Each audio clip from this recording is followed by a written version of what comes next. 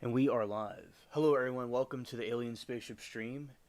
You could be watching from anywhere on the country or the world, and I really appreciate every single one of you coming to you from the Spaceship Studios from a galaxy far, far away. All right, and now I'll be switching over to the other screen. Let's go here.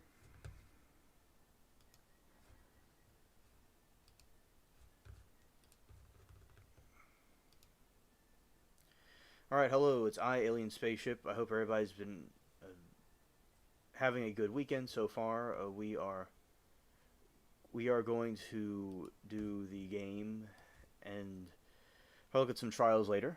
Alright, so switching this way. And down here.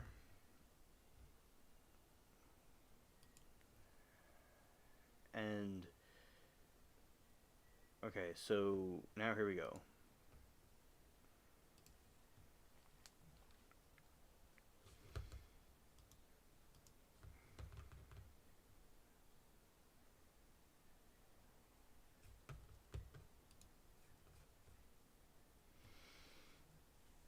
It's loading. Let's see if this was the right server. If it's not, we're going to have to relaunch it.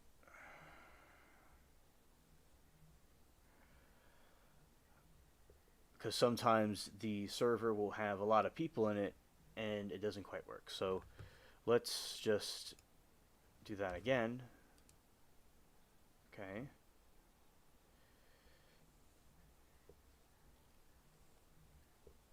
We have been. It's been about since last week or so since I went to this part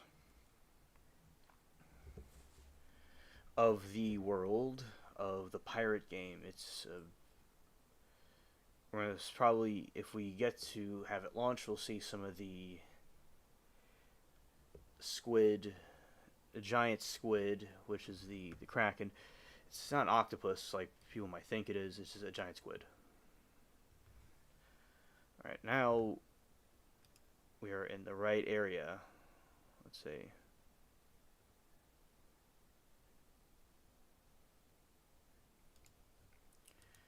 Now we're going to be launching. Hopefully this one will go better because there's less people in it. All right.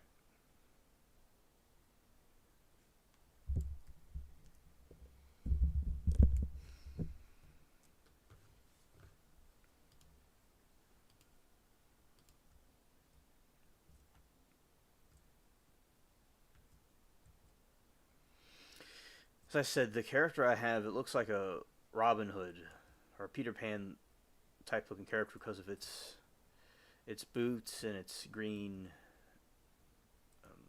pants.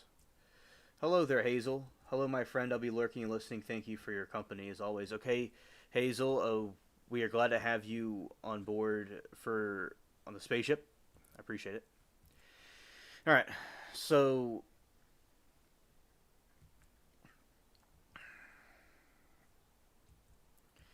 we gonna go into the land of fishing because there's some interesting fish to catch. And this, I think, is the upper part of the deck. We have to go down into this area right here. You are very welcome, Hazel. All right. Hello, G. Good evening.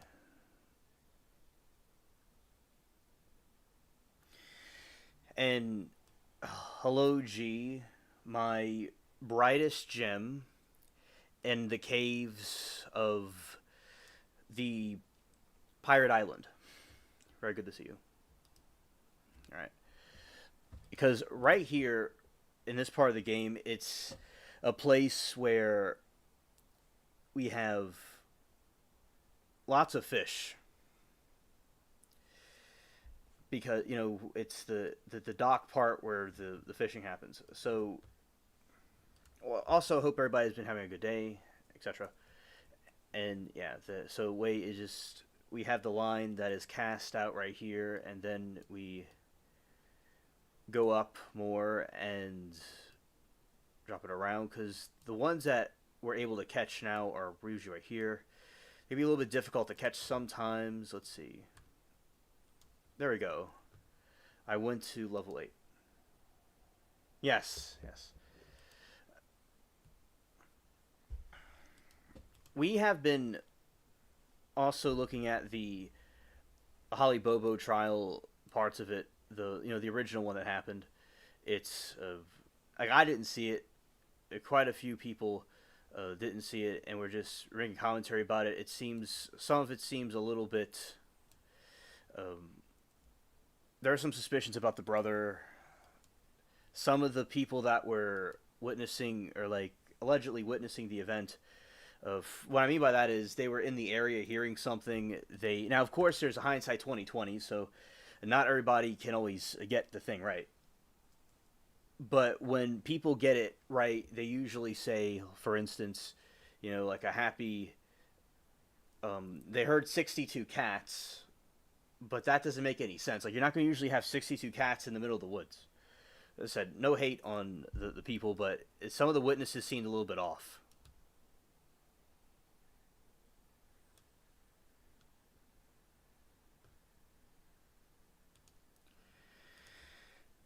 G says, "How was your Thanksgiving? Did you go live, etc.? I hope that you took a break that day, my friend, and enjoyed your day in peace with loved ones." Oh, that day I didn't go live. I thought I was going to go live, but the way the schedule happened, it didn't quite go that way. But it was okay. I had talked to family and saw some friends. It was good. I enjoyed it.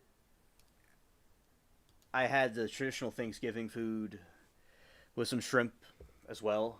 I watched a movie. It was a fun thing to do. And I hope that you had a good Thanksgiving, G, as well with you and your family, your friends, however that worked out. Yeah. I I always like turkey. For some reason, like turkey has something in it where it makes you sleepy, and I I always get. It seems like there's something like relaxing in it because there's some sort of chemical compound in it. So that there's always that effect. And I had a had some macaroni. Had that. It was a good feast. It was, and I think I said the movie. I don't know if I did. I watched the original Transformers that uh, was from '07. It was the first. I remember when that came out. Everybody was very excited to see it, and it was a well done movie.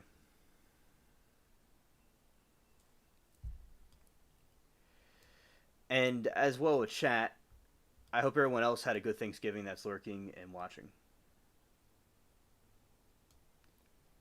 All right. So yeah, I did no live streams during that time. I scared it off. Scared.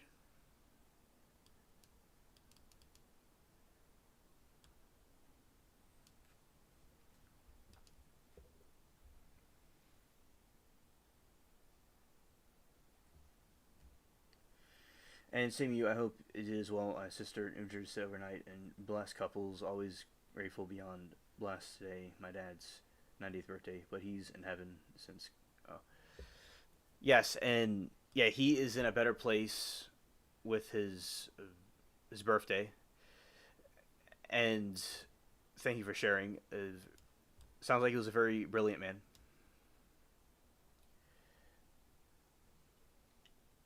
So it was a peaceful Thanksgiving. It was good. I I liked it. Let's go up here. And we got that.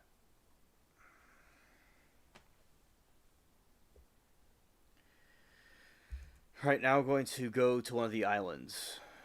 Okay, so that was some of the fishing that we do. And now uh, this way.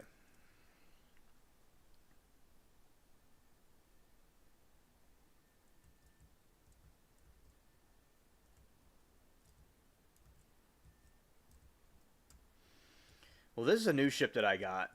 It's called the Golden Goddess. G says, I'm so happy to hear that, H. You enjoy Thanksgiving. It makes me beyond happy. Even if I was someone who did nothing, I wasn't going to, on a computer, some days meant to focus on important things. Yeah, and I do think life is short, and it is important to care about those things as well, the important stuff. And I do think that creating something great is important at the same time to have those other things matter as well. You know, the people that matter. And that's what I've been focused on a lot lately is other things. Like, for instance, I just got back from the cats. Saw Mary Toodles earlier. In there. I find that these days that should truly be kept for other things, even if we have nothing to do, no family time, reflect on, go help others, read a book, music, etc. Yeah, it's like a break. Like a break, yeah.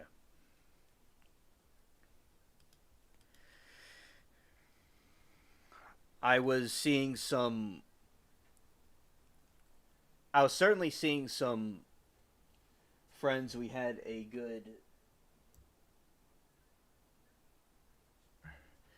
Oh, we had a good time with. I said I saw some friends the other day. Also, I saw some people that some NPCs from another show that I was on, and like people were like remembering me from other parts of YouTube that I was at. So that was pretty cool. So yeah, it was. I definitely agree with you. Yeah.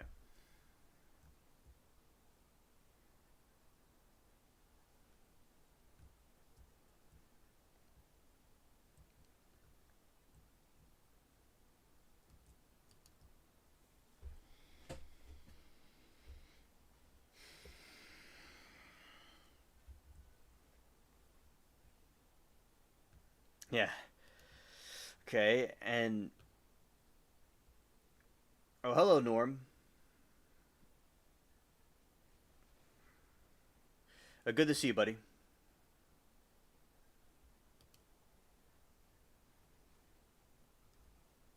Okay.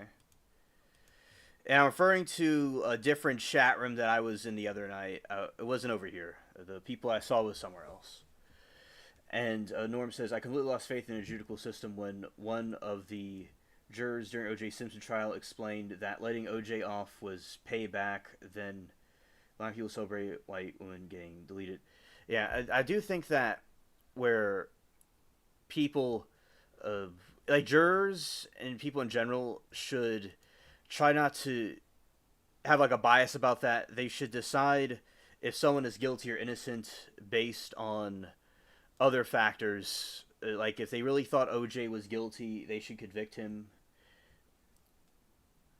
I think that he should have, people that really think he's guilty should have convicted him. Now, if people are using for their own personal motives or anger, they're not really jurors, and I would agree that's wrong.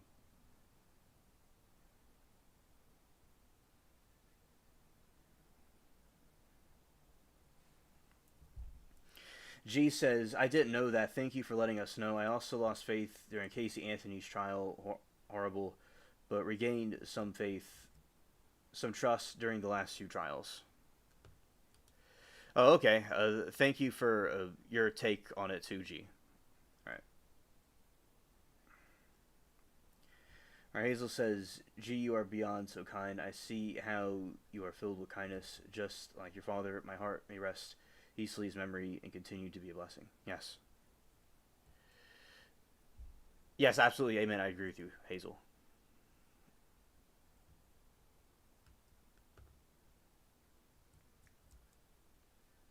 Okay, and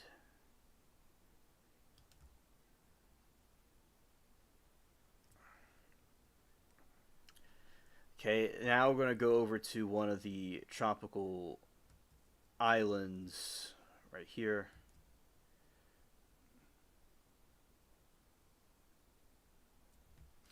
G says, I think it's like Dancing with the Stars, though I don't watch it and haven't in years. It's popularity consists rather than about dancing trials, also about some popularity.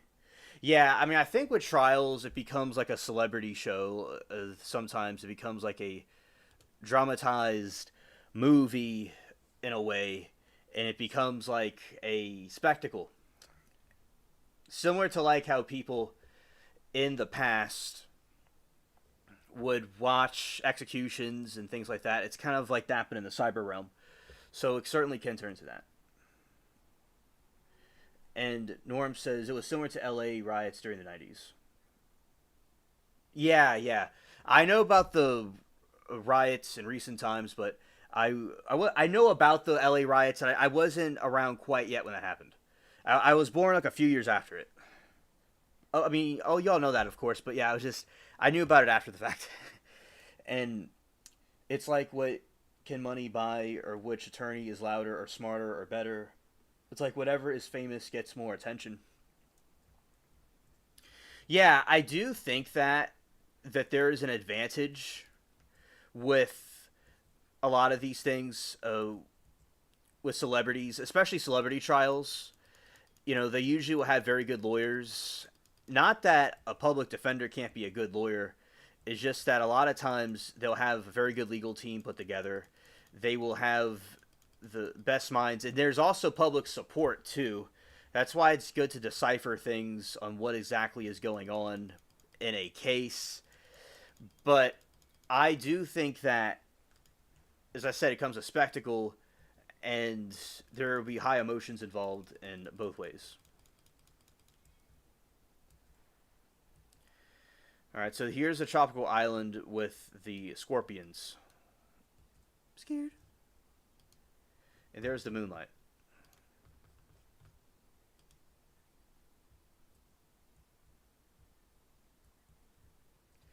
All right, Fifi says LA riots was due to Rodney King being brutalized while an arm was recorded.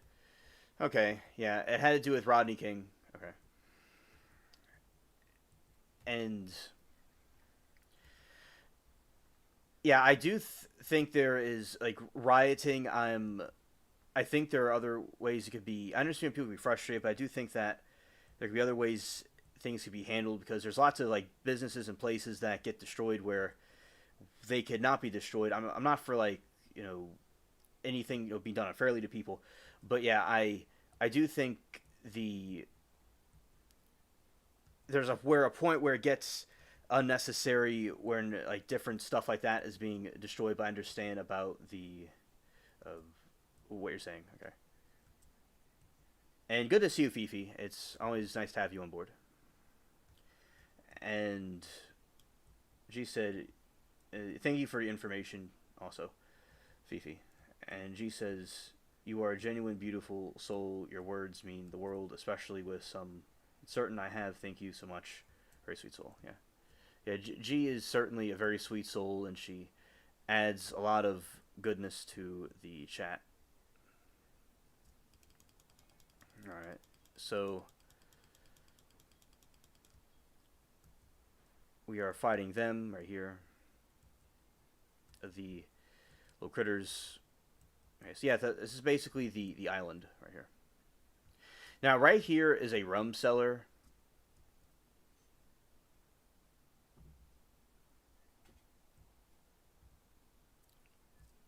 So this is where in the pirate movie they had there's a scene where boxes of rum are being burned. This is the part of the movie.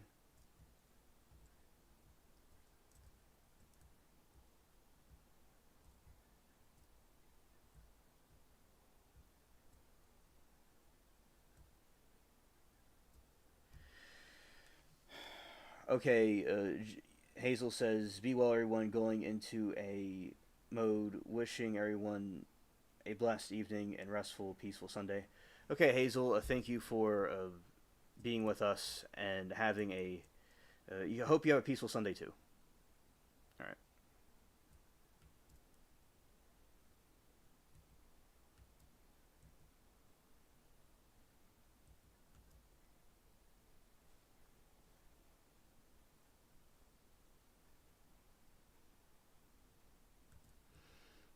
All right, so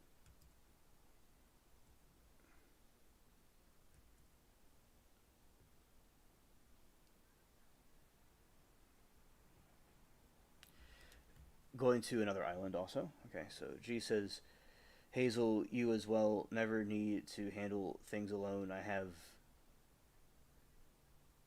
listening ears if you ever need. Stay blessed, and I wish and pray whatever is going on is solved in your favor and you heal.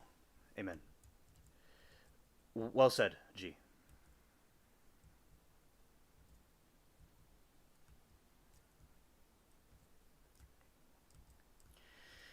And let's see, the going out here this way.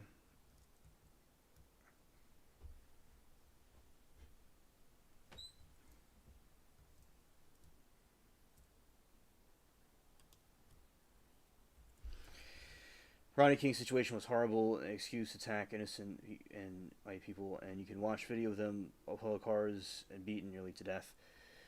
I think any kind of senseless violence is wrong. I think that people can protest about what's happening, but yeah, any kind of violence against anybody is not right, especially if people didn't do anything. And emotions can be very high, absolutely. And I think that like Martin Luther King, he had good ways of protesting and stuff like that. So yeah, any kind of senseless violence is wrong in my opinion. All right. G said the stars in the sky are missing H in the game. Where is our alien spaceship in the sky? Oh, so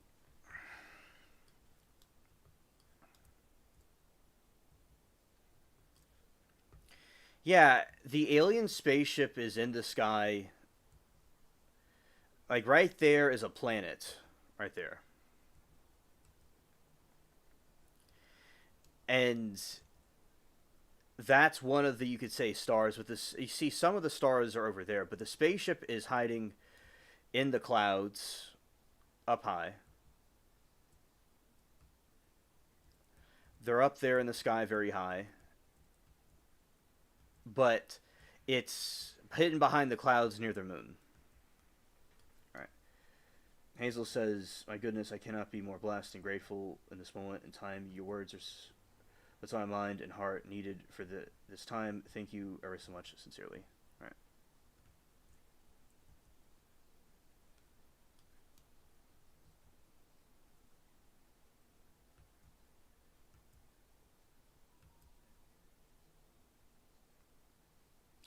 You are glad that you blab. Yes, yes. OG, I always appreciate the things that you say a lot. Now, there was this time where a friend of mine went to the island of Crete, and there's a cave in there. And the cave in there has. It's where some hippies in the 70s used to live in. A cult lived in there. And the cave looks very ancient, and there's all kinds of different regions in the cave, and there's all kinds of different like layers and places to see in. We have a lot of that, so that's what these islands remind me of. It's like so mysterious. You don't know what exactly is happening in the island itself, and because it's untouched by humans for a long time. So yeah, there's always that mystery of nature and what ancient people would see in these places. Yeah, so that this is another one of the islands. It's pretty cool. And going to go over in this direction, this way.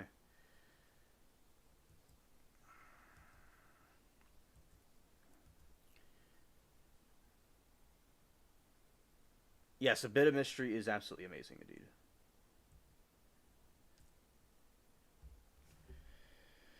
All right, Fifi says, Alien, I watched the rail trial and the cartoons. Yes, you could share a story with Hazel if you want to. Yes, go for it. Norm says, I was born. Oh, Fifi says, I watched the rail trial and the cartoons because of you. My fave was the part where the state said the defendant and he lost his. It's so funny. Yeah, that's one of the funniest parts when she says defendant. He said the defendant. Then he starts going off the rails. Yeah, that is comedy gold right there. It's a gold indeed. Oh, I'm glad that you watched Darrell Brooks' trial because of me. Thank you. And I'll get to you, Norm, in a moment. All right. Hello, Rita. Good to see you. I hope everybody. Hi, everybody. Hope you all had a great Thanksgiving. I've I've had a few busy days. Now I have a sore throat and feel awful. I wanted to stop and say hi. See you all next week. Okay, Rita. See you next week. Thank you so much for letting us know. I was thinking about you. All right. Norm says I was born in a time to see society peak in the mid '90s, and we fully sequence, understand our own DNA in 2000s, discovered where we came from and who we are, and just a time to destroy everything. Yeah. In a way, us humans are our own worst enemies sometimes, like with the nuclear bombs that were created, and we all are just destroying ourselves. So I'm not saying we shouldn't denuclearize because somebody's going to keep the nuclear weapons, but yeah, I do definitely think we can be our own worst enemy in a way. Okay, and let's see. So far a year, I have secretly been raking even midnight my leaves, shoveling snow for our neighbors who has their 20s and 5 people live there, and I take care of and work and take care of my do everything. I always. That's very sweet.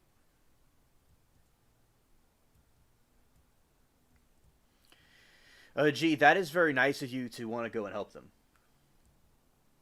That's very sweet. All right, and she says I got emotional a couple of weeks because of the front of the home gets nasty where you can get lost in leaves and mind like once. I thought we were not even saying thank you. Yeah, there are people that are not grateful, that aren't satisfied. Ring and cheers to the cake, and because it's always going to be thankful, grateful for those that help you. And then she says, "This afternoon, my doorbell rang and lady came in tears with a cake." Aw, that's very sweet. To for you to get a cake, you certainly deserve it. And yeah, it's good to be an example and help others, and that's very sweet. What goes around comes around, and what you do unto others be done unto you. Yeah. Hale said, "Kindness and good deeds make the world go round, especially gestures like yours. Kindness, example, less tenfold. I think you're being beautiful soul." Yeah, facts. Okay. Yeah, Okay, there's the stars and there's the spaceship right there, right over the horizon, right there. So that's the Big Dipper and some other stars. All right. So here's the plain, some woods with some palm trees. All right.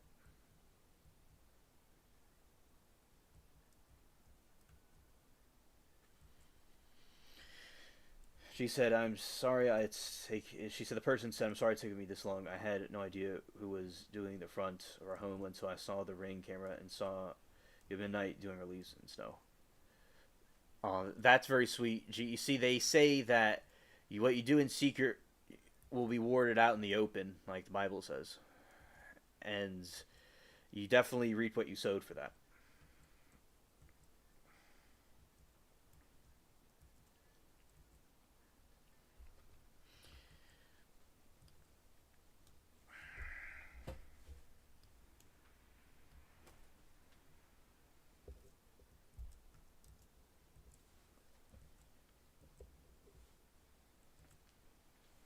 So I, and snow and leaves definitely can be a tedious job to do maintenance on at times, especially if there's a lot of it. And snow can be extremely like I have to like whenever it happens here once in a blue moon, I walk like a penguin, and because I'll just like try to walk in the snow and I start slipping around.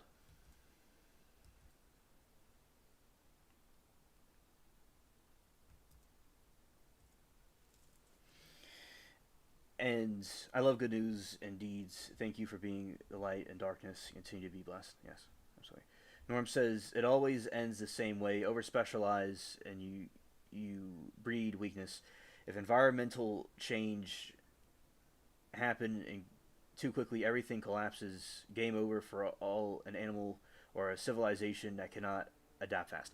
Yes, that is true. There has to be the uh, adaptation to the environment, just like it is throughout history and eons. That you have to adapt, or else there'll be destruction. It's the way of life, and yeah, if the society doesn't do that, and it's too quickly, and could all slip downhill. But at the same time, I will say that mistakes are lessons learned. We learn from the mistakes too, so we could adapt better next time. So there is a positive from the failure, but of course the failure can be prevented in general. And what caused it in the first place is very informative, Norm. Thank you. Absolutely. Okay. And G said, my point of it wasn't about me or kindness or husband, alien spaceship. It's about one message God has for us, that even when we feel unseen, he makes sure he always hears us. Thank you for that parable, G. I really appreciate that, and I will remember that. Thank you.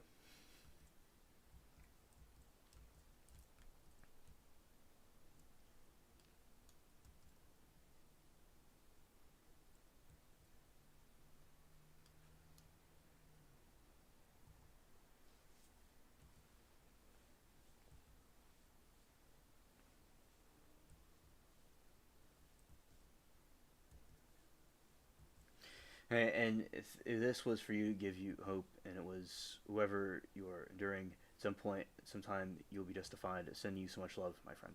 Yes. Well, thank you, G. You very excellent. I like how you do with the chat and do with the people here. I of very nice, Hazel. Yeah, Hazel is like love itself. It's extremely sweet. Uh, to everybody, and she deserves the best days life can bring, and definitely.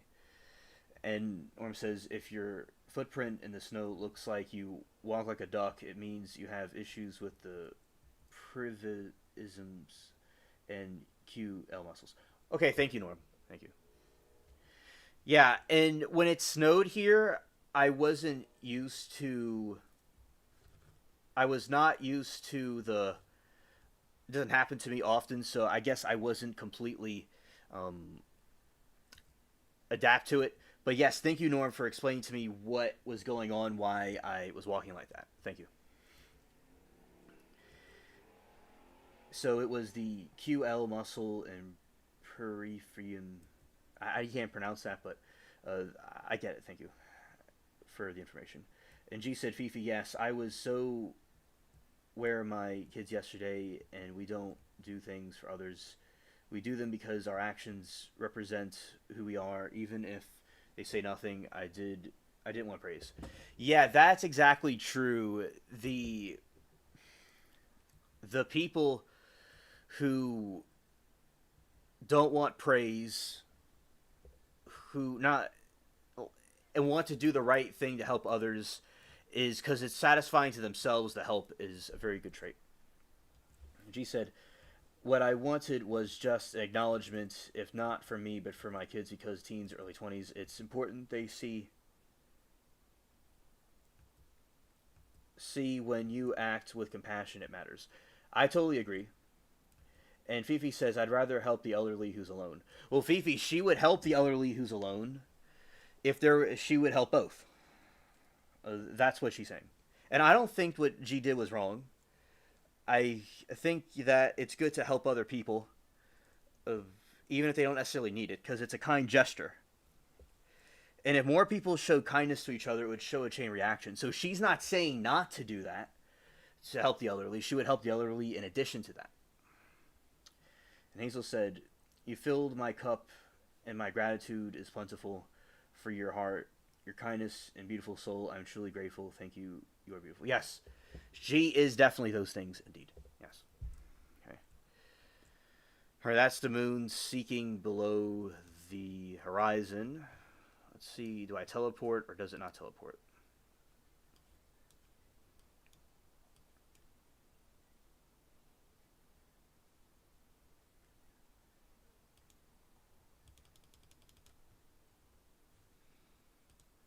We're stuck in this island. That's nice. All right. Let's see if there's any enemies to fight, if that works, or did they all just disappear? Because the game slightly glitched.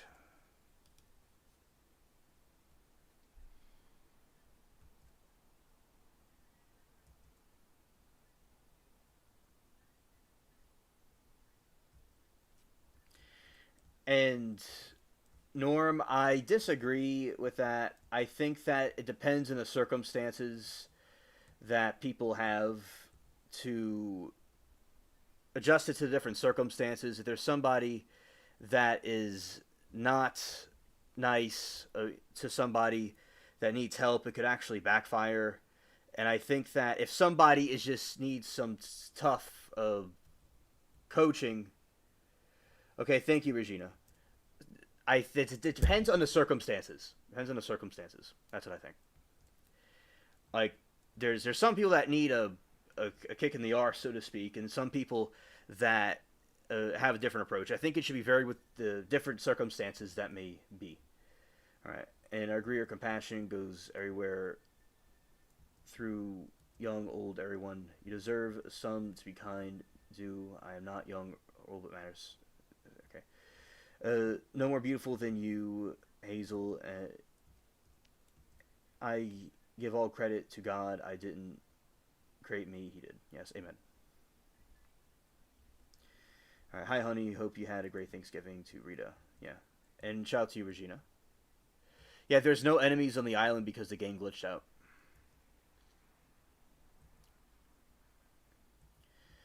I will say with the fishing, there's all kinds of different fish in the Caribbean, and I'm going to talk about what that is exactly out of curiosity. And we are going to get the grounds. We are going to watch grounds in a brief moment. We will do that.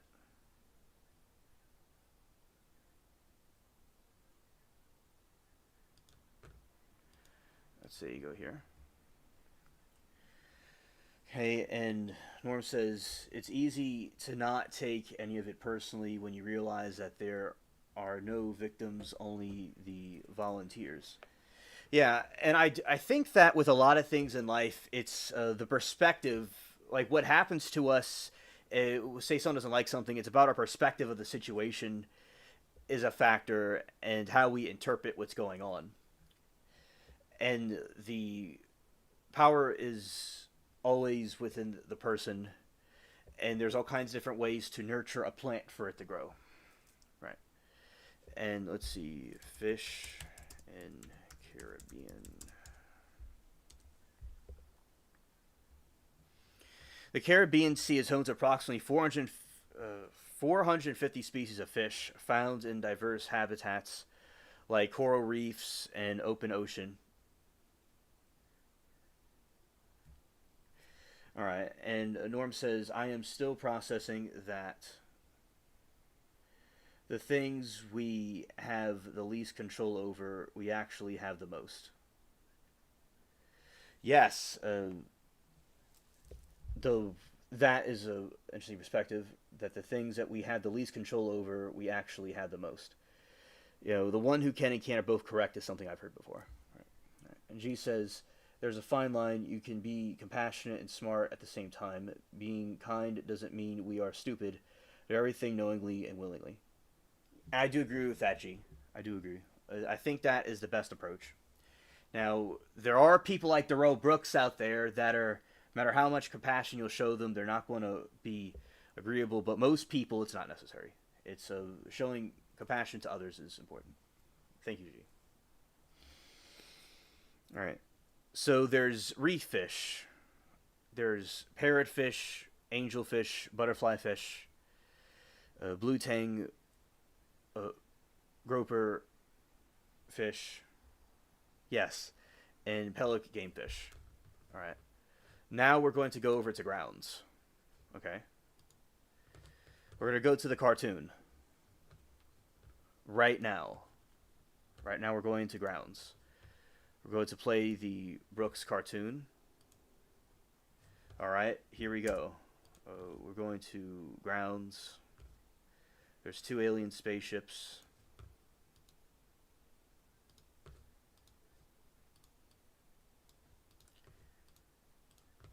Toy. Prison Playmates is proud to present our new prison pal, Dolly Brooks.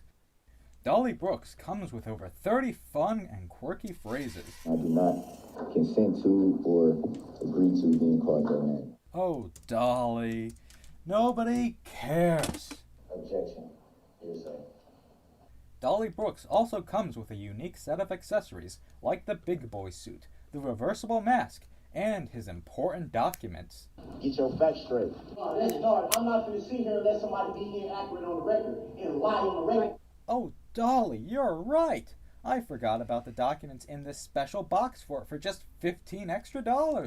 Are you happy that I mentioned them too, Dolly? I just want the truth to be told. But that's not all, Dolly, because for the first 500 orders, we'll also include these special shock shackles, absolutely free. What do you think about them, Dolly?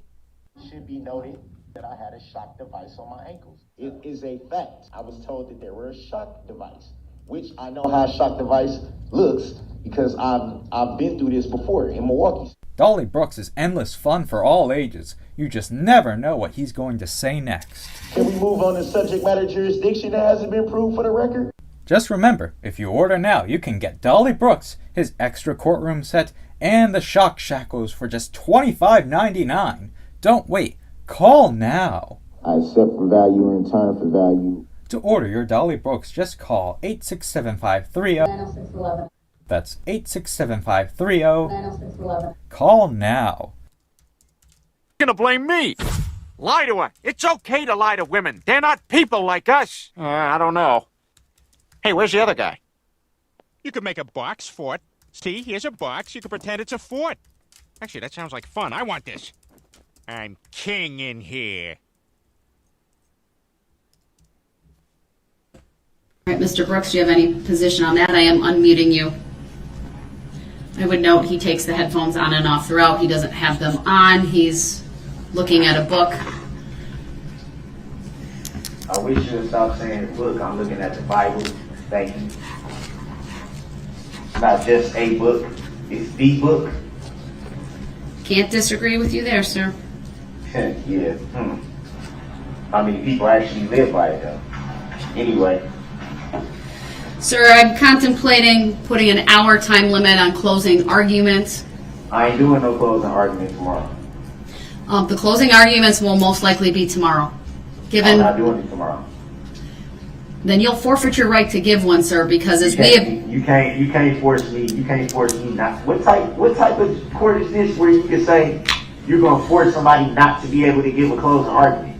How is that lawful law? If you choose not to give one... How is that lawful law? This 32-year-old guy wants to spend a Sunday afternoon chilling with a 13-year-old girl after texting her about getting stoned. You say, I want to make love to you. Have you ever seen people have sex? Man, I ain't trying to hear all that because at the end of the day, I did what you asked me to do. She asked for it. She didn't ask for it. You sent it to her.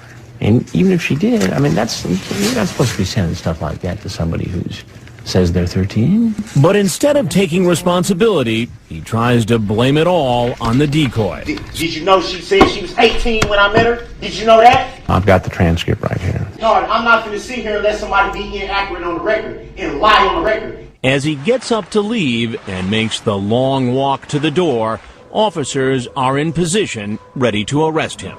Sheriff's office. Hands up! Hands up! He's then taken to jail. And later, he starts crying.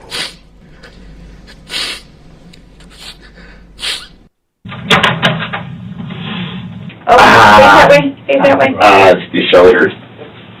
Oh, nice and easy on you. There you go. All right. All yours. You okay? No. It hurts bad. Your shoulder? Bad. Well, it's gonna be sore, man. Yeah. But at least you know nothing's broken, right? Nothing broken. Well, why do I keep having this thriving burning pain if there's nothing wrong? I know the shoulder's struggling. Bad. Shoulder's worse than the knees, though? Absolutely. I know something is wrong. I know something is wrong. My shoulder hurts too bad right now. Sure. I'm sorry, man. It hurts so bad I'm getting teary-eyed, dude. Like, seriously, I know something is wrong. And I haven't get any Tylenol. I haven't slept. Sorry about that. Tylenol, that can just be their procedure. Right. No, I was just asking. Because You know, you've already figured out you're not an idiot. You're not a dumb man. You're a smart guy. Right. I see that. Help us understand something. Where were you going, Darrell? So these parents I know wanna understand why their kid got hurt, just the way you want to know why your kid got hurt. So a I kid want got to hurt? believe a lot of people did. A lot of people got hurt. Yeah. Are you serious? Yeah. Darrell, you were there. No, I'm saying a lot of people got hurt. Yeah, there's people hurt, man. Like that? To me, it's a pretty good injury if a doctor's got to check you out or you got a broken leg. Yeah, so what do you call my shoulder? I'm just making a joke, but yeah. Well, I'm not laughing because there's nothing funny about this. No, I was just saying. No, it's not. It's never been that. Dude, I don't take my life as a joke. I was just making a joke about my shoulder when you just said, you know, if it's a serious injury, if you got to get looked out. And I was just saying I had to get looked out, but they didn't say it was serious. They treated it like, oh, let's say spend the night. You're the guy in cuffs, so it's hurtful. Can I show you something? That you? That's you. Nah, I ain't got no. It look like whoever. That's not you. That's not me. That's not you. No, I don't. Darrell. That's Darrell. That's you. That's you, Darrell. Why you say it like that, man? Because we talked about the honesty piece. You keep telling me that you tell the truth when you did do something. You take responsibility when you do something. Now, I just want to say this.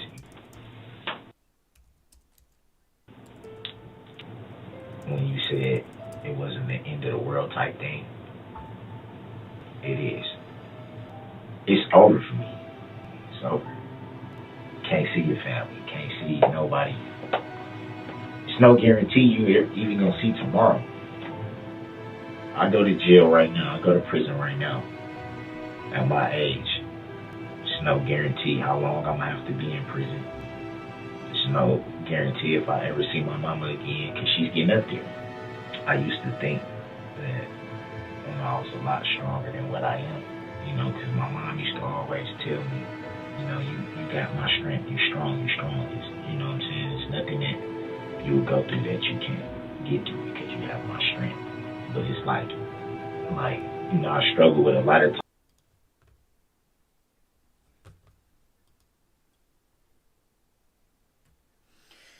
G says, I forgot this part. He said he was there, got her too. Did he not wonder why he was asked to be in the Poho station? He was going to be there forever. Yeah. See how he's so interested in himself and his own, gratitude, his own survival, and his own injuries, not caring about anyone else's injuries. He certainly is very bizarre, indeed. So yeah, he certainly is out of touch with reality, and he's just so into himself. He's just not comprehending what's going on because he has the mentality of a child. Exactly, G. Good point. Sometimes feeling like I'm a failure. It's probably a lot of times where I probably shouldn't even be here. I've made a lot of mistakes. A lot of mistakes. Almost 40 years old, and I'm still going through case after case after case. It's almost enough to just be like, the hell with it, man. And you got beautiful girls out there that you want to see grow up. My sister never got a chance to see her kids grow up because she passed away. What the fuck do I have to live for? To sit in prison? Like, who would want to have their last moments in a place like this, or in a cell somewhere, or in a jail somewhere? If I had to sit in jail right now, my life is over.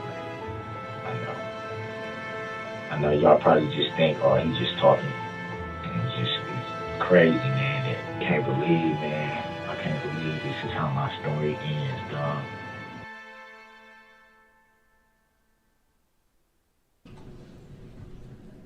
So seeing as how you sat with the prosecution for the entirety of this matter, it would be fair to assume that you know who the plaintiff is in this matter. Yes, I do. And who would the plaintiff be in this matter?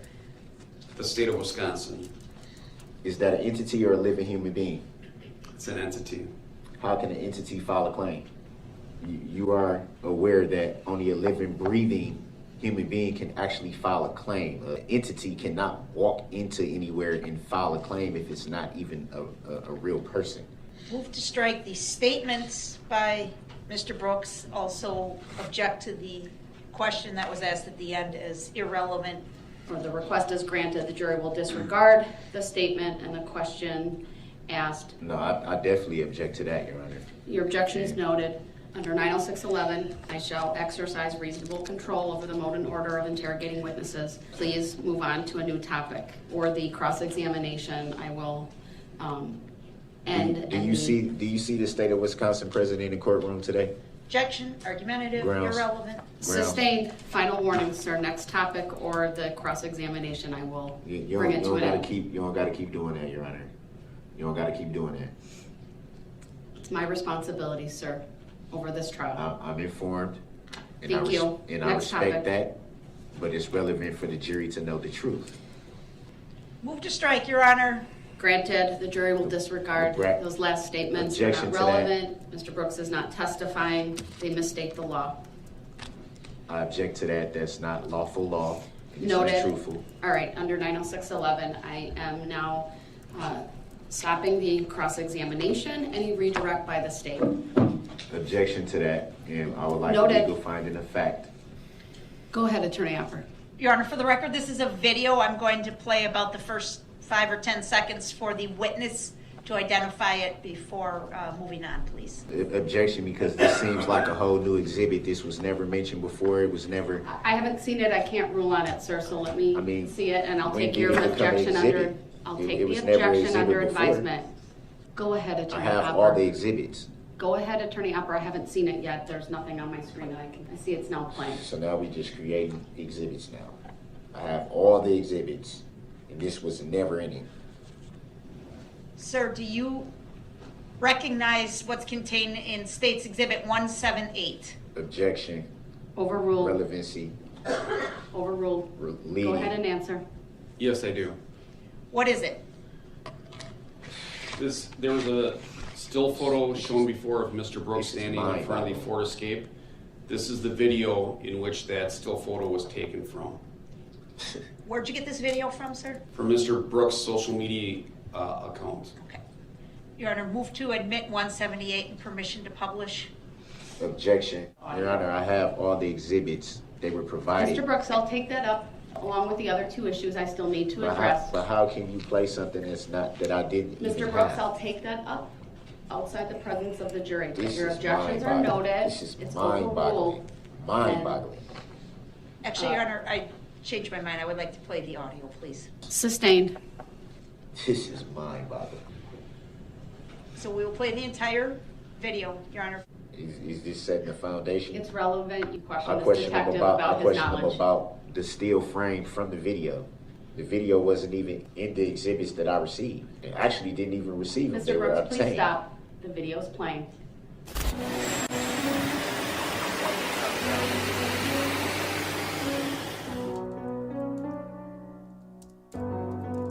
D-Mark got that heat.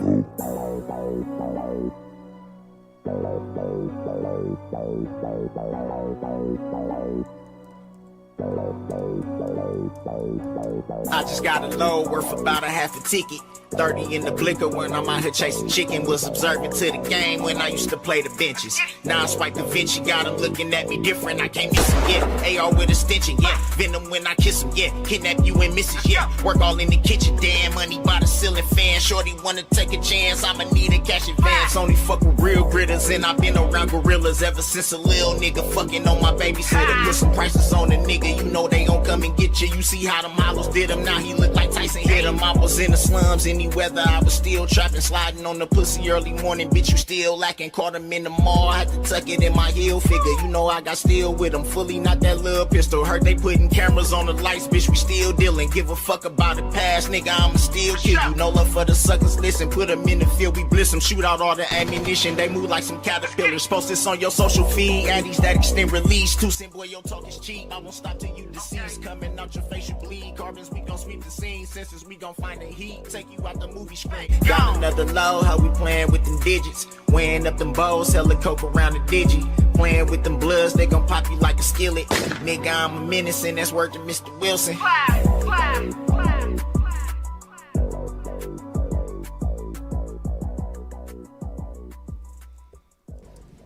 I hate that song. Why am I singing?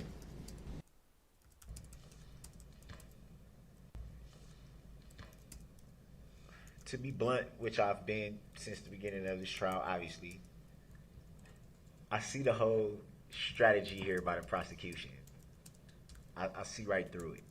Don't have any cross-examination, mainly because you've already schooled the people getting on the stand on how to answer certain things. Well, that is completely speculative on your part without It's any obvious. basis in law or fact. It's obvious. Sir, you said you wanted to raise a legal issue. What's the legal issue? The legal issue is how is the state allowed to coach the You're people getting on the assuming they stand? spoke to them and coached them. It's obvious. I'm not stupid. Well, I disagree with that, sir. Again, you could ask All of a questions to sudden- lay a foundation all of a sudden the with state these don't got, witnesses. all of a sudden, for the first time in trial, all of a sudden now they don't got no cross. That's clearly a rush to try to get through the case. Hurry up. We just gonna let these people go. Well, this is not- argument. Come on, man. This is argument on your part, I sir. see It through is pure I just commentary want at this that on point. the record. I see through it. I find that All right, very. I'm having the jury Come on, brought man. out. I'm instructing you to Come on, avoid man. the commentary when the jury comes out, or you will I didn't forfeit say- your right to be I didn't present. say nothing. You Before we do that, there's an issue that we do need to take up. So as long as the jury's out, we should probably discuss that. I would like to provide the defendant and the court with a copy. So that had of to be the- said. So it's the defendant. That's not how it was said. I That was how I completely said. You want to disagree. run the record back? Mr. Brooks. So I'm the only one. I got one. I Mr. got one Brooks. ear that work, and I heard that. This Come on, is man. to benefit Come on, man. you so that No, it's you not. understand Ain't none of your this to benefit witness me, so let's has be clear a about prior that. record. Your Honor, when I leave the table, I'm away from the courtroom and I have to elevate my voice. So can Your you Honor, tell? I can you believe he please- has 7 prior convictions via OWI second from 2006. All right, I need to take a break. This man right now is having a stare down with me. It's very disrespectful. He pounded his fist. Frankly, it makes me scared. And we're taking a break. The fact of the matter is, just like I did with my opening statements, I don't have a well-prepared or rehearsed speech. Yeah, Fifi, there's people that have lots of potential, and they have lots of potential to do either good or bad, but they chose to do bad things and get locked up. But, you know, like John Gacy, who was the clown serial killer, he was a very, very good illustrator and painter. There's quite a few of them that were very talented. I mean, even if they used their skills to murder people or do what this guy did and roll over a bunch of innocent people at a parade, you know, they had some, like, they wanted to do something, and they used their ability to want to get something done for something bad. So yeah, they can be talented in other ways too. That's why I think it's all good for all people with talent to not do what these people did. But yes, I absolutely notice what you're talking about.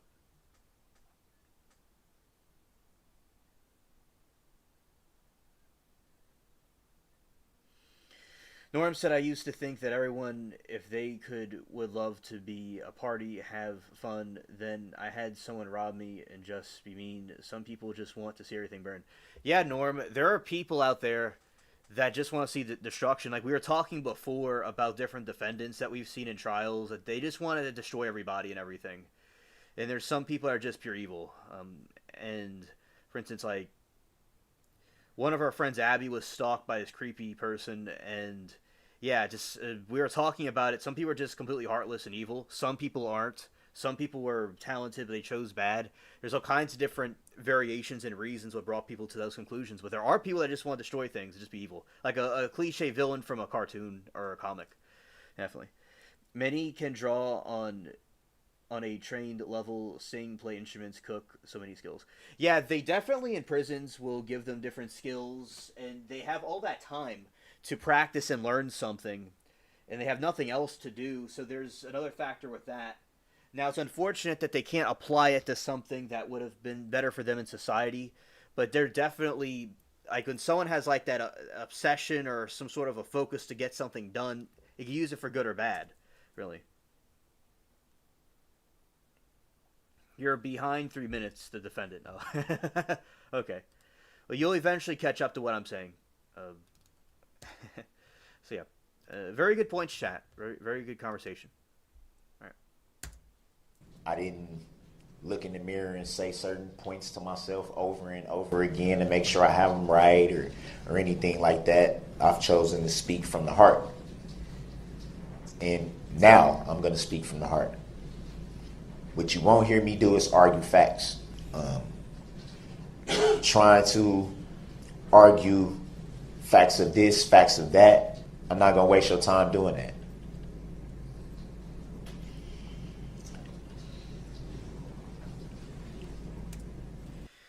Norm says, I don't think those people are evil. I just think that they are who they are.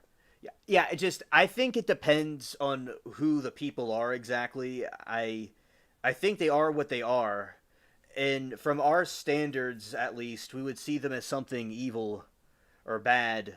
It's like, say there's like a snake, right? That's like doing its thing. A snake is a snake, but it's best for society to stay away from the snake. And we would think that it would be a negative thing to have around.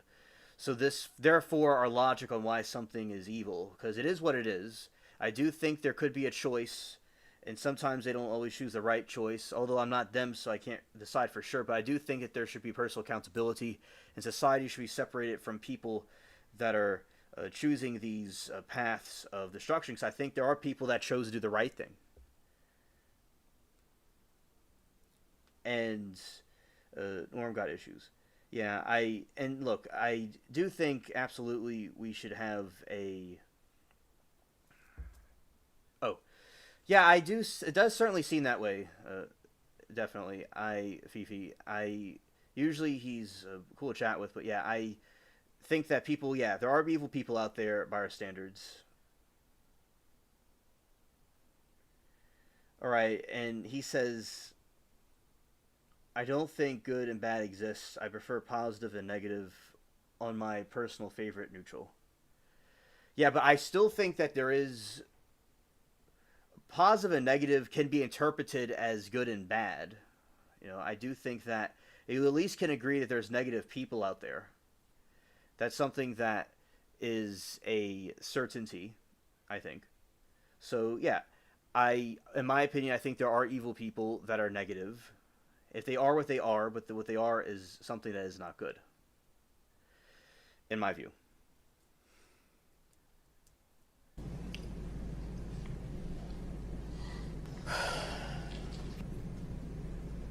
It's a little emotional. I apologize for the long pause. What you've been hearing from the prosecution, and not to take anything away from them, but let's call it what it is. You've been hearing a lot of rerun. Same things over and over and over. No different than when you turn on the radio and you first hear that song that you don't like when you first hear it, but they play it so much that eventually you start saying it, the words to yourself before you even realize it. And then you sit and you go, I hate that song. Why am I singing it? That's what's been happening. Rerun. Over and over and over and over and over and over and over. Attempting to make things stick in your head that simply aren't true. It's a lot of information that you guys should be privy to, I believe. And one thing that I believe that you have not been privy to is the truth of your rights and your duties. The fact that you and you alone have the power, not well-prepared DAs with well-prepared and clearly rehearsed speeches and exhibits and a lot of theatrics. Frankly, not the judge. You and you alone have the power. You and you alone decide what is truth and what isn't truth. You should be informed that you have the power to nullify any law that you don't agree with. Remember the power that you have. Don't for 1 second let it be taken away from you. I can never understand the position of sitting on a jury in something of this magnitude. So I'm sure there's a lot of pressure. I pray that the right decision is made. The right decision. Do what's right. Don't let the smoke and mirrors take away your power. Don't let the theatrics take away your power. Each and every one of you has a decision. Do what's right. Make the right decision. That's the magnitude of the power that you have. Just like this tissue is in my hand, this is everything. You have everything. Be at peace with what you decide. Have no regrets. Don't let this decision weigh on you after it's over. And again, I say the same thing that I said earlier. Same thing I said in opening statements. I'm not reading from any paper, any books. Everything you've heard in opening statements, everything you're hearing now is from right here. Everything. You have the decision. You and you alone. All of you. You have the decision. I know it's probably not proper, but you guys deserve a round of applause if you could get one. Thank you guys sincerely. And I know, and I have faith and I trust that you guys know what's right. Ladies and gentlemen, I don't think it's fair to just say guys, but I believe in your heart you know what's right. Thank you.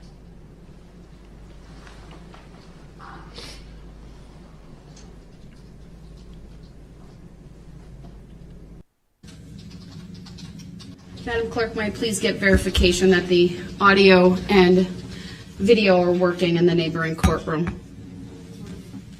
right, thank you. I do have verification. There are headphones on the table in front of Mr. Brooks should he choose to wear them. I see he's reading from a book at the moment. I do need to make a record that this morning, although Mr. Brooks was not raising his voice, there were repeated interruptions. I gave Mr. Brooks multiple opportunities to stop talking. I asked him repeatedly to stop interrupting me. I advised him that if he continued, he would forfeit his right to be present in this courtroom and would be taken to the neighboring courtroom. I believe I gave that warning at least twice. It's my hope that we can continue with Mr. Brooks in this courtroom. At some point today, I'll certainly invite him back over when I get through these advisements. I'm not asking for a response yet, Mr. Brooks.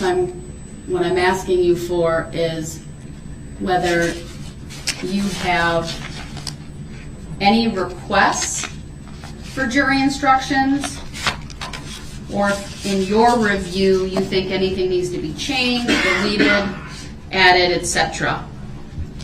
Do you have any requests as it relates to the jury instructions, sir? I would note he put two boxes right in front of where he's seated, so I can't presently see his face. He is unmuted. I've confirmed previously regarding the audio working, and I will just ask him a second time, sir, do you have any requests as it relates to the draft packet of jury instructions, whether that be any additions, corrections, edits, or deletions? And Your Honor, would it be possible for the bailiffs to just move the boxes off the table so Yes, we can I think see? that's fair. I'm going to advise the bailiff to remove the box so I can see Mr. Brooks. I don't know what he's doing behind there. Hey, why are you telling them to move my box? Because I couldn't see you, sir. Or what? I've asked you twice now, and I'll ask you a third time. Do you have any requests as it relates to the jury instructions? Any additions, deletions, edits, or otherwise? Hey, man, you don't got to talk to me like that. Do you have any requests First of all, related what? to the jury instructions, sir? Yeah, I got requests. It ain't like they gonna be honored though. Cause As it relates to the jury instructions, sir, what are your... I heard what the hell you said, man. Well, Mr. Brooks, that was very disrespectful. Yeah, and I've been getting disrespected since the beginning of this whole process. So welcome to the club. Mr. Brooks, do you have any requests as it relates to the jury instructions? Sir, I understand you may be upset, and I really do, but I've made my determinations. You don't understand nothing. You don't understand anything, Your Honor. You don't. I'm going to mute him again because he's not answering the questions that I'm very clearly asking him, and I've given him 5 opportunities. Mr. Brooks, do you have any requests as it relates to the jury instructions? I'll unmute you for that answer. I can't hear everything you're saying. Mr. Brooks, do you have any requests as it relates to the jury instructions? I can hear what you're saying. I can hear what you're saying. You just told me you didn't. So which one is it? Yeah, I got the headphones on. You can't see that? What are your requests as it relates? What are your requests as it relates to the jury instructions, sir? Man, don't try to come with this whole little sir. Now it's all this sir and all this. Trying to put on this little act like you so worried about what's going on with me. You don't give a damn. Never did. Mr. Brooks, you're being disrespectful again. You've been being disrespectful. You've been being disrespectful. Mr. Brooks, do you have any position on the verbiage of jury instructions 70 on page 65? Don't ask me no question. Are you my accuser? Are you my accuser, Your Honor? All right, he's choosing not to answer, so I'll mute him again. It's unfortunate that he's deciding not to participate in this.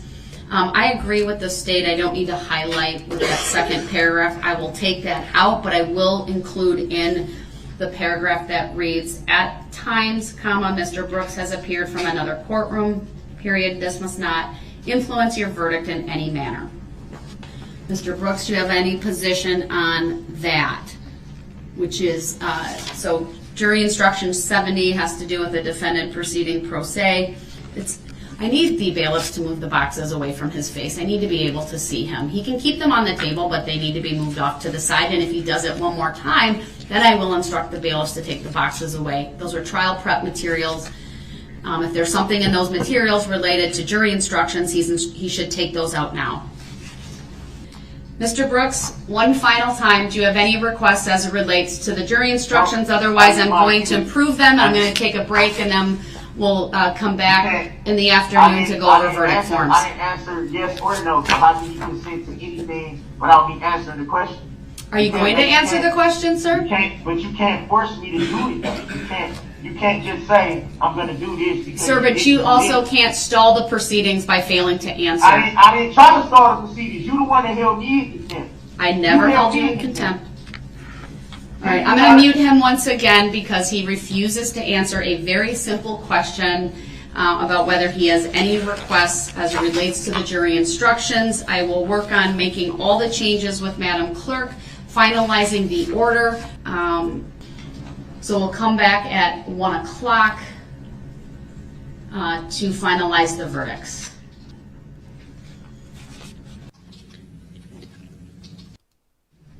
All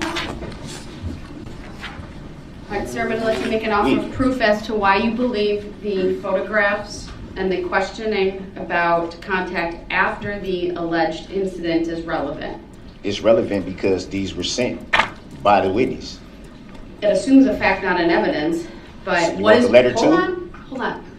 Tell me the basis you believe there's been communication and why you believe it's relevant to her testimony. It's relevant because it was testified to by, what's the last guy, Guth, that he was told that the witness was supposed to be so deeply afraid of me and all this type of stuff. So if you're so deeply afraid and worried about somebody and this and that, why would you sneak and have contact? Do you want to open up the door to the other act's evidence of... That's not opening. No. That's not opening the door.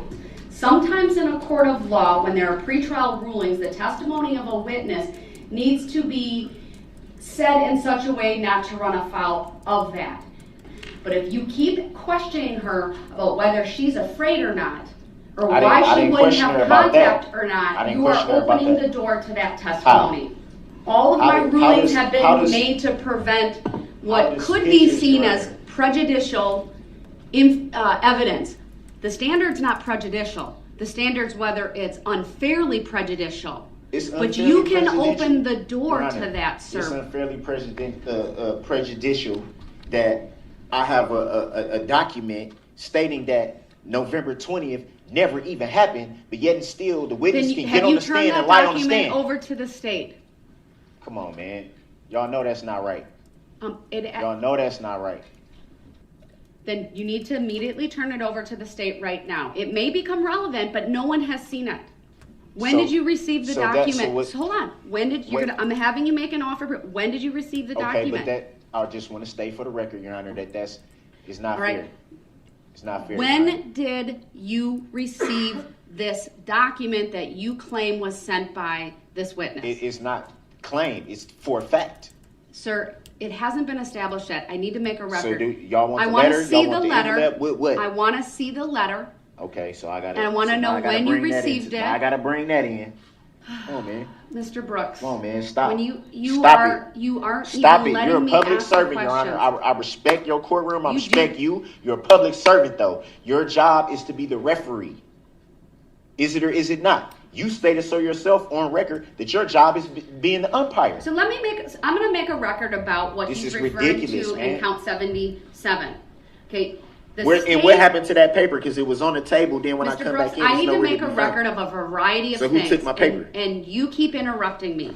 You attempt to divert everyone from what is being done this very second. I didn't attempt to do anything. Yes, you do it repeatedly, sir. Whatever. So you're doing it once again. Whatever. Just make your record. What does the letter read?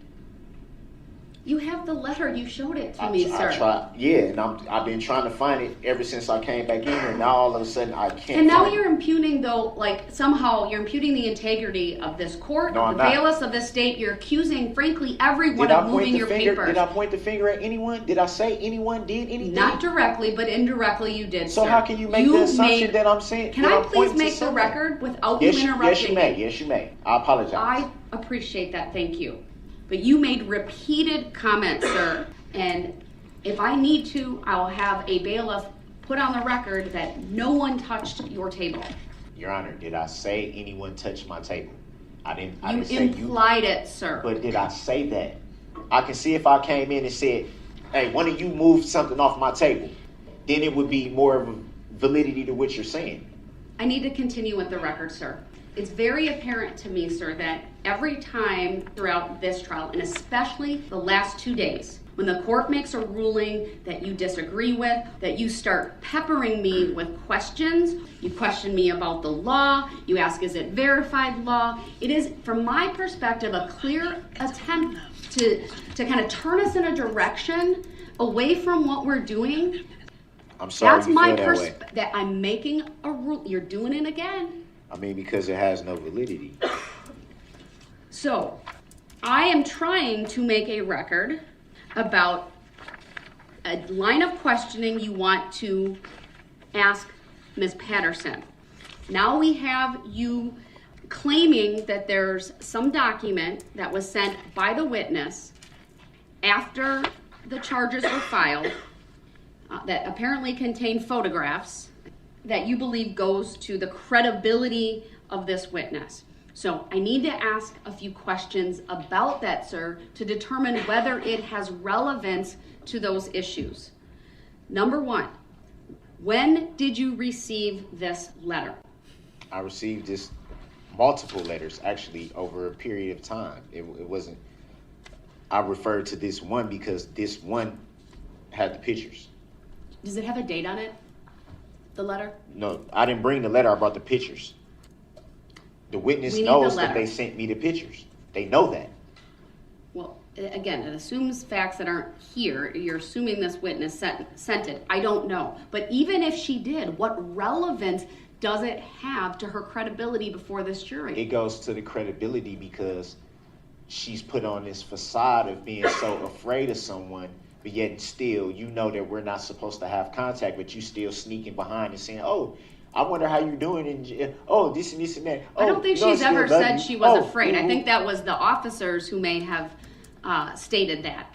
So again, I'm going to ask you, even if this letter's from her, these pictures are from her, how does it relate to her credibility before the jury? Who else could these pictures be from?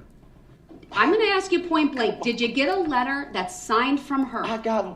What do you mean signed? No How do you know? Letters. What's your why do you have a belief that they are from her? I have multiple letters from her. You're not answering my question. Why do you believe the letters are from Erica Patterson? Because they were sent from Erica Patterson. Why else would I? Were they signed by her? What do you mean signed? Did she write her name on the letter? Was it the content of the letter? No, I'm not kidding you. I need to make a record, sir. You're making a statement that these letters are from her and that they're relevant to her credibility. Your Honor, I'm going to go out on the limb here. And I'm asking you why you hold that opinion. I'm going to go out on the limb here and assume, which I know is true, you've never been in my position. You've never been in jail. So you've never received a letter from someone writing someone in jail. No one is going to... When you You're say not to answering me, my when question, you say to sir. me, What's the basis why you believe they're from Miss Patterson? Is there some information in them that only she would know? Did she sign the letters? Is it penmanship that you recognize? Why do you believe they're from her as opposed to somebody else sending you information? Could be your mom, could be, I'm just saying, could be anybody else. You got to answer my question. It's called an offer of proof. But you still got to understand why this is mind-boggling to me. Like, how I got a child with this woman. Why would I not know her handwriting? But you have to lay a foundation for these letters, sir. That might be through your own testimony. So that I'm trying to figure out why you believe they're from her. Not all this other stuff about I'm in jail and I have a child. I'm trying to I need to know. It's called an offer of proof. Are you serious? What do you believe? Why do you believe they're from her? I am serious. Because they're from her. But you're assuming. Like how else am I supposed to answer that? I've given you a few reasons why it would lend to that opinion. So it has to be put in a legal term. The bottom line is I need the letter. So if you're going to question her on that, the state absolutely has a right to see the letter. So the state has the ability to question you about that. Or question this witness and to look at the veracity of what your claims are here. So I may take an early lunch. If that's in your cell, then you can go get it and bring it. But without that letter, I'm not allowing this line of questioning. Do you have the letter with you in court? I just said no. How many times I got to say the same thing on record? You know, sometimes, sir, I don't hear what you say because you interrupt me so much or you answer quietly. And I'm taking notes and I'm focused on probably a dozen things at the same time. But if I say something under my breath, everybody seems to hear it. Everybody seems to hear that just fine. In a quiet courtroom, yes, we can hear it very clearly. Everybody assumes that it has to be disparaging. Once again, you're doing this tactic. Because it's not a tactic. It's facts. It's facts. To some other reason. It's facts. Because I find it hard to believe that all of a sudden nobody hears what I say. I'm going to let the state make a record of why they believe it's objectionable because I haven't let them do that. I've given you multiple opportunities to tell me why you believe it's... I didn't get these pictures from nobody else. Why was somebody else... The record will reflect you have 2 pictures that you believe were from this witness. That I know is from him. No, that you believe. That I know. All right. I'll ask the state their position on all of this. My position, Your Honor, is that these pictures, first of all, should not be admissible. 1, because of a discovery violation. We've never seen them before. 2, because we have reason to believe that he did not get them from Erica Patterson. He is on a jail phone call talking to his mother, Dawn Woods, about Dawn Woods sending these photographs to him. Now, that's a lie. I object to that. Let the state make their argument without interruption, sir. That's a lie, though. 3, I believe that these photographs are designed to make a suggestion to the jury that Erica Patterson is a bad mom. I think that is what the defendant is trying to do. And if we're going to go down that road, then we would be forced to counter that claim. First of all, it doesn't make her an incredible witness, if it's even true. And second of all, if we go down that road, we would be forced to counter that claim by pointing out that not only does the defendant not live with the child in question, he doesn't live with any of the other children that he has. He impregnated Erica Patterson when she was a minor in Nevada, and for doing so, he was convicted of statutory sexual seduction, pled guilty in March of 2007 to that felony offense, and is a sex offender on the registry as a result. So if there's any causation that would lead to Erica Patterson being a bad mom, Mr. Brooks has a direct role in that causation. And that's Furthermore, I object to that. I'm not because done. that's a lie. Let him Because at the finish. end of the day, Let if him we finish, gonna open the door Mr. on that, no, Brooks. since he want to make a record and not be accurate, so let's be accurate all on the record. Since you think you know so much, Once so again, we can Mr. open the Brooks door is on. being We can loud, open the door on how old she told me she disrespectful, was when we met. interrupting. We can ask that question He is too. Then over the Did you top ask that? animated Do you right know now. that? Mr. Brooks, I'm ordering you to sit down and to let the state No, finish. no, I'm not going to sit here and let somebody be inaccurate on the record and lie on the record. Right. Under Illinois versus Allen, I've warned him repeatedly. He's being removed from the courtroom. And you know what? Let me dial that back. We're just going to take an early lunch, 1 hour. We'll be back. And unless he brings that letter and he can show it is inadmissible, she will not be questioned. And under 906.11, I will declare the cross-examination closed. Thank you. We're in recess. 1 hour. Get your facts straight. So let's open the door on all of it then, so we can get all of it on the record. Since you think you know so much.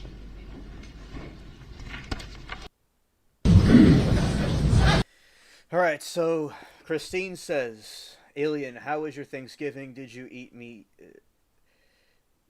Did you eat? I mean, eat? Yes, I did eat. Let's see, does the microphone work?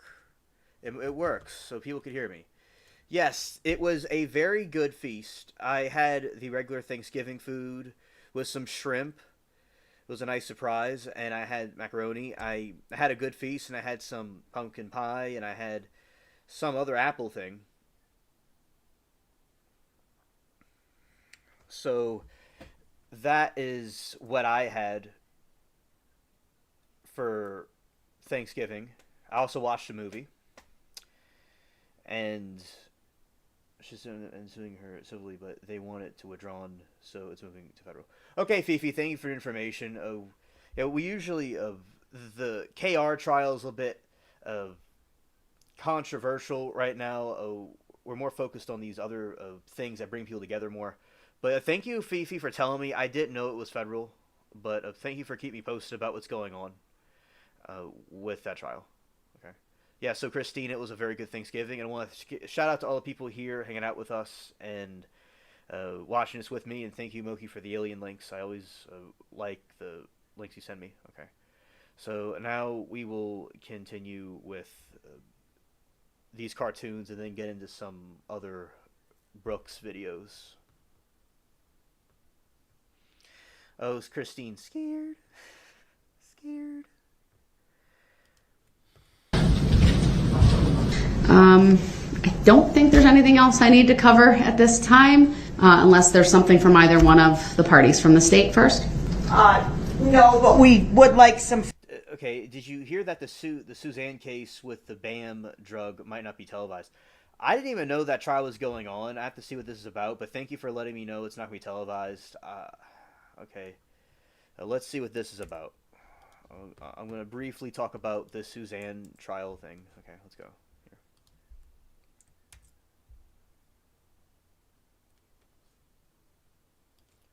Here. Case.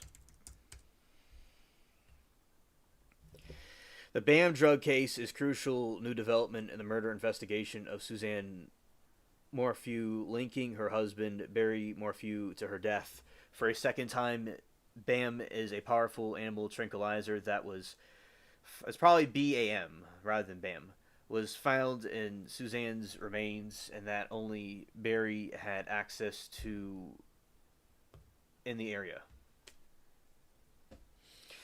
Background: Suzanne Morphew was reported missing on Mother's Day, May 10, 2020, after reportedly going for a bike ride near Salida, Colorado. Her husband, Barry Morphew, was initially charged with her murder in May 2021, but the charges were dismissed without prejudice in April 2022 due to the prosecutorial misconduct and the lack of a body.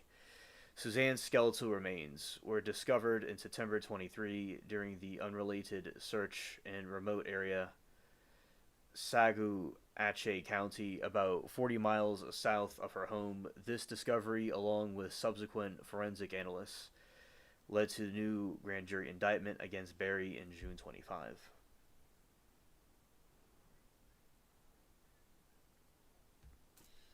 Yeah, not televised soon. The surprise it won't be on court TV. The judge decided that well. Yeah. The key new evidence in the second indictment is the discovery of a drug cocktail, BAMs, in Suzanne Morpho's bone marrow. BAM is an acronym for the chemicals butyrylphenol. No cameras, right? Azaperone and metatonidine. It is powerful, highly regulated mixture of sedatives and an opiate painkiller used by veterans and the wildlife officers to tranquilize large animals like deer or elephants. The autopsy report ruled her deletion death a homicide by the unspecified means in the setting of butyrphenyl azaperone and metotidum. I'm kind of getting mixed up here because I've not seen these words before, so it's med intoxication.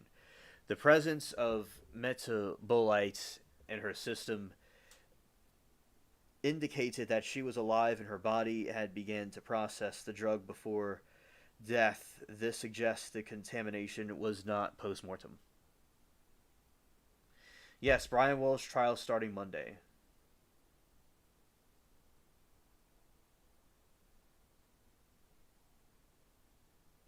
I didn't know it was a cold case.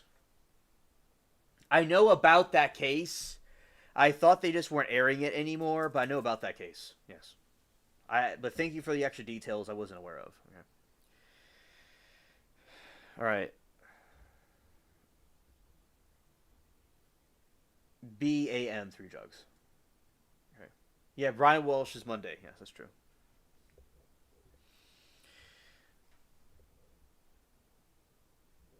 Connection to Barry Morphew. Prosecutors allege that Morphew was only private citizen in the entire region who had prescription for access to BAM compound and time of Susan's disappearance. Barry, a former deer farmer in Indiana, had obtained and filled prescriptions for BAM and had admitted to using the tranquilizer to shoot at deer near their Colorado home.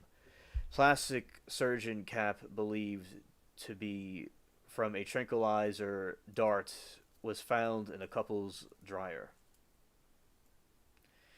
Prosecution hypothesized that Barry used the drug to subdue Suzanne during a confrontation possibly related to her decision to leave him for a long-term affair she was having.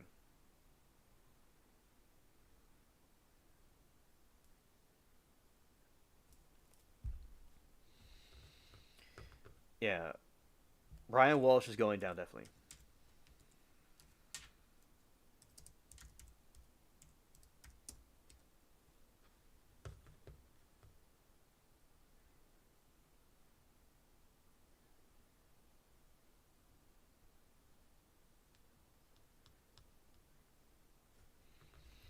And Brian Walsh is of Massachusetts.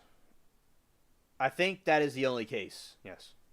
All right, Brian Walsh is Massachusetts man currently on trial for the murder and dismemberment of his wife, Anna Walsh, whose body has never been found. He has pleaded guilty to charges relating to misleading the police investigation and improper disposal of a human body, but maintains his innocence on the first-degree murder charge. Right. So now we're going to go back to Brooks. And we'll continue with grounds.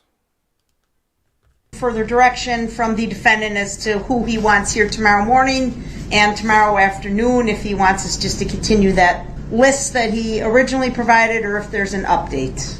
And we can do that off the record, Your Honor. I don't know that we need you involved. Okay, thank you. Then hopefully the parties can figure that out without me needing to be involved further, but anything from you, sir? No, I'm just gonna say with that, I'm not gonna put them in specific order. Not looking for the order, but we're behind given the timetable and the understanding between, as I understand it, between you and the state. So, The state has the list.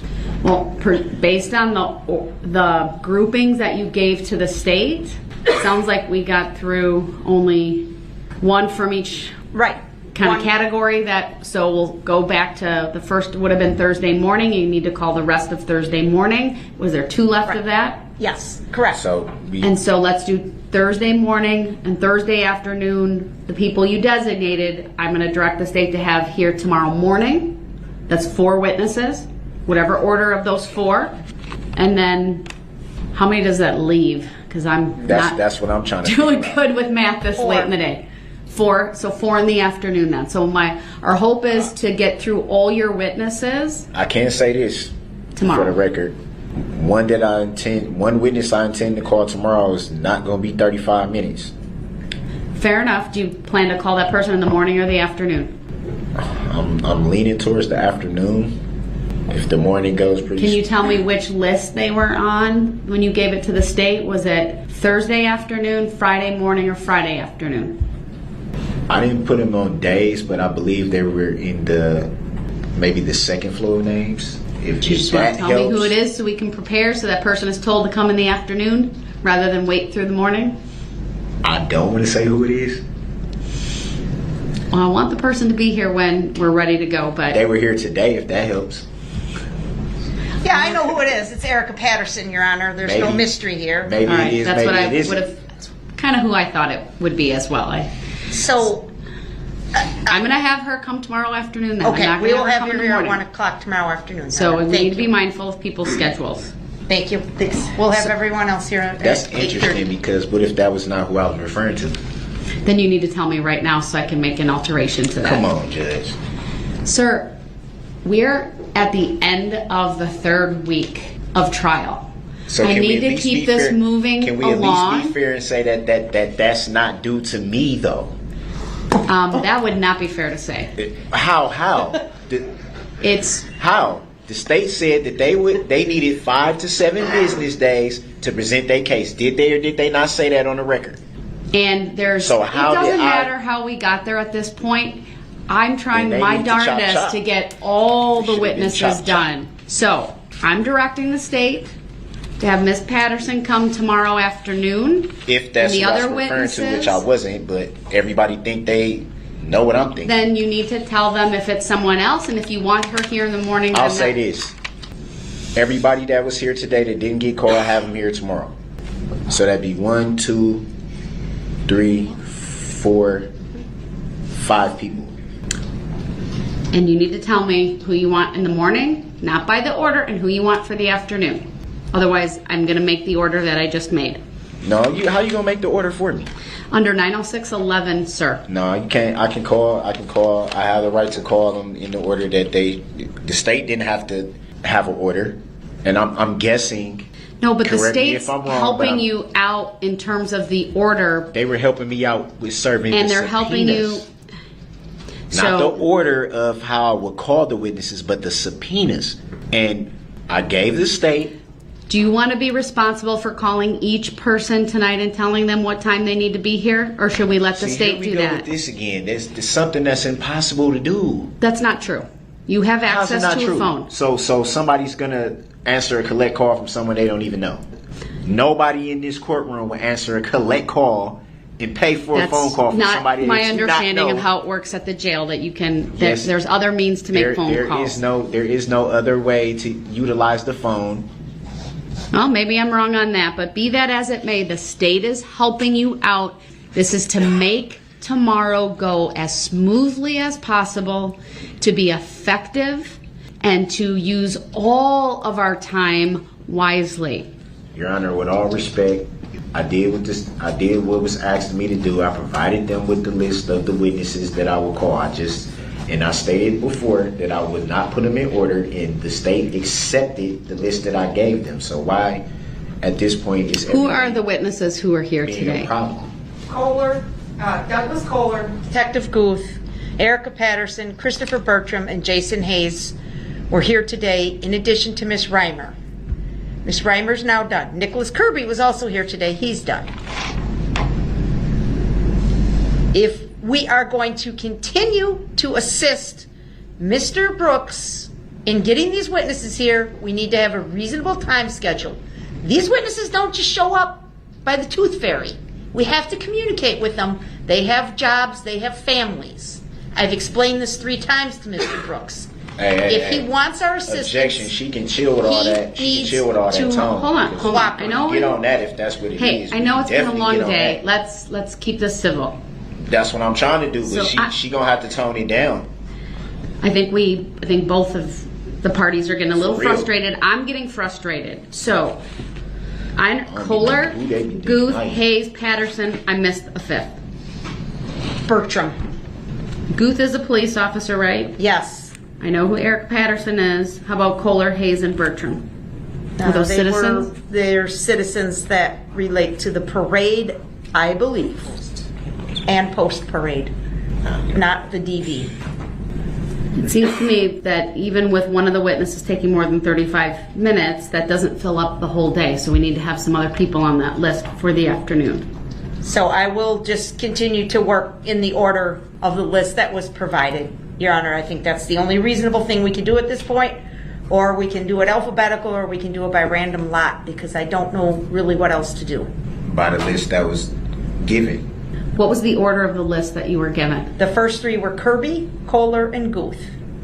The next line has 3 names: Patterson, Bertram, Hayes.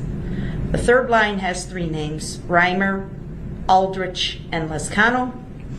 The last list has 2 names and then also reads the state of Wisconsin. First 3 people on the list you need to advise to be here tomorrow at 8:30. Okay. The next 2 people tomorrow at 10:30. The next 2 people after that tomorrow at 1:30. The next 2 people from there at 3:30. And then do I have anyone left over from there? No. If I have to go late tomorrow, then I would say the last person can be at 4:30 if need be. Yeah, I agree. We would very much like to get through the defense witnesses tomorrow, Your Honor. I don't know if that's going to happen. Well, that's the order that I'm making in terms of the times people need to show up. That gives you a range of people to select from. I'm going to have to see that, what you're referring to then, because... Well, I trust you wrote it down because that's what I did. I so didn't. we are at recess then for the evening. We'll see everyone tomorrow at 8:30 a.m. So if they don't get called like that, don't try to blame it on me.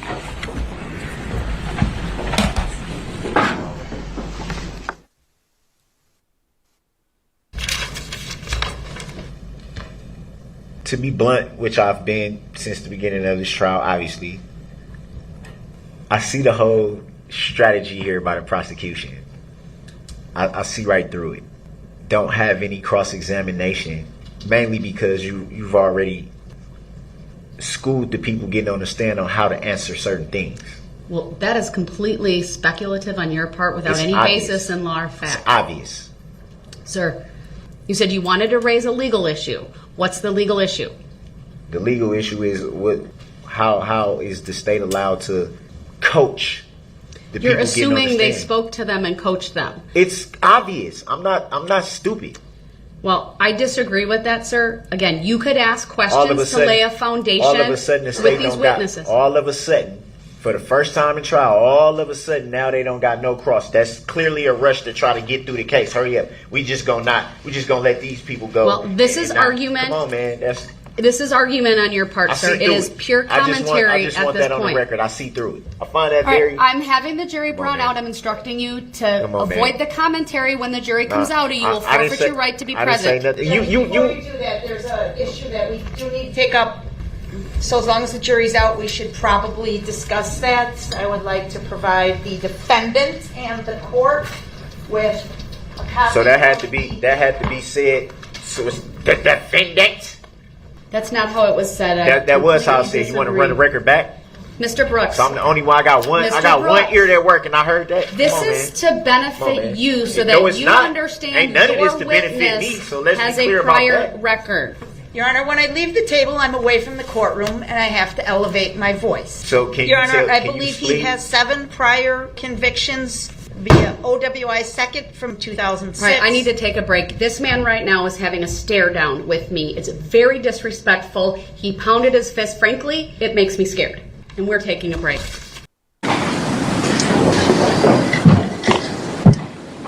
Mr. Brooks, the live stream is on. I don't care about no live stream. Just like y'all don't care.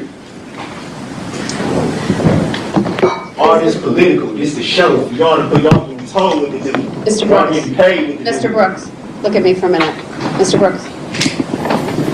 Mr. You Brooks, sit look up at here and act like you know me. People like you don't. Y'all Mr. you don't Brooks. know nothing about where I come from. Mr. Brooks. You push me, dog. Don't push back then. Mr. Brooks. Don't push back. Push me again. Mr. Brooks, we have to continue with this hearing. Want to talk to each other now? No, I'm worried about, man, don't put your hand on me, dude. Nobody put their hands on you. They better not put their hand on me. Okay, Mr. Brooks, you need to look at me for a minute, okay? Why? To listen to all this political stuff y'all got going on? Mr. Brooks, I'm more concerned about... Don't touch me, dog. Stay seated. All right, we're going to take a break and we're going to come back after lunch. I'm not going to do this with him right now. He needs to be here. He's not cooperating. I'm going to give you the warning, Mr. I will give you the warning that if you continue to interrupt when we go back on the record, you will forfeit your right to be in the courtroom today. I can't have these interruptions. I want you here. It's been a long day and a half. Get your hands off me. We'll come back at 12:30. I just told you to get up off me.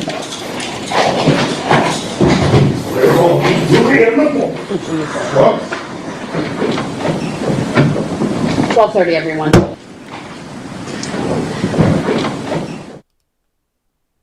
I will have for Mr. Brooks, but let me turn to the parties and ask if there's anything preliminary to this phase of the trial, which is the jury instructions, the verdicts, and closing arguments from the state.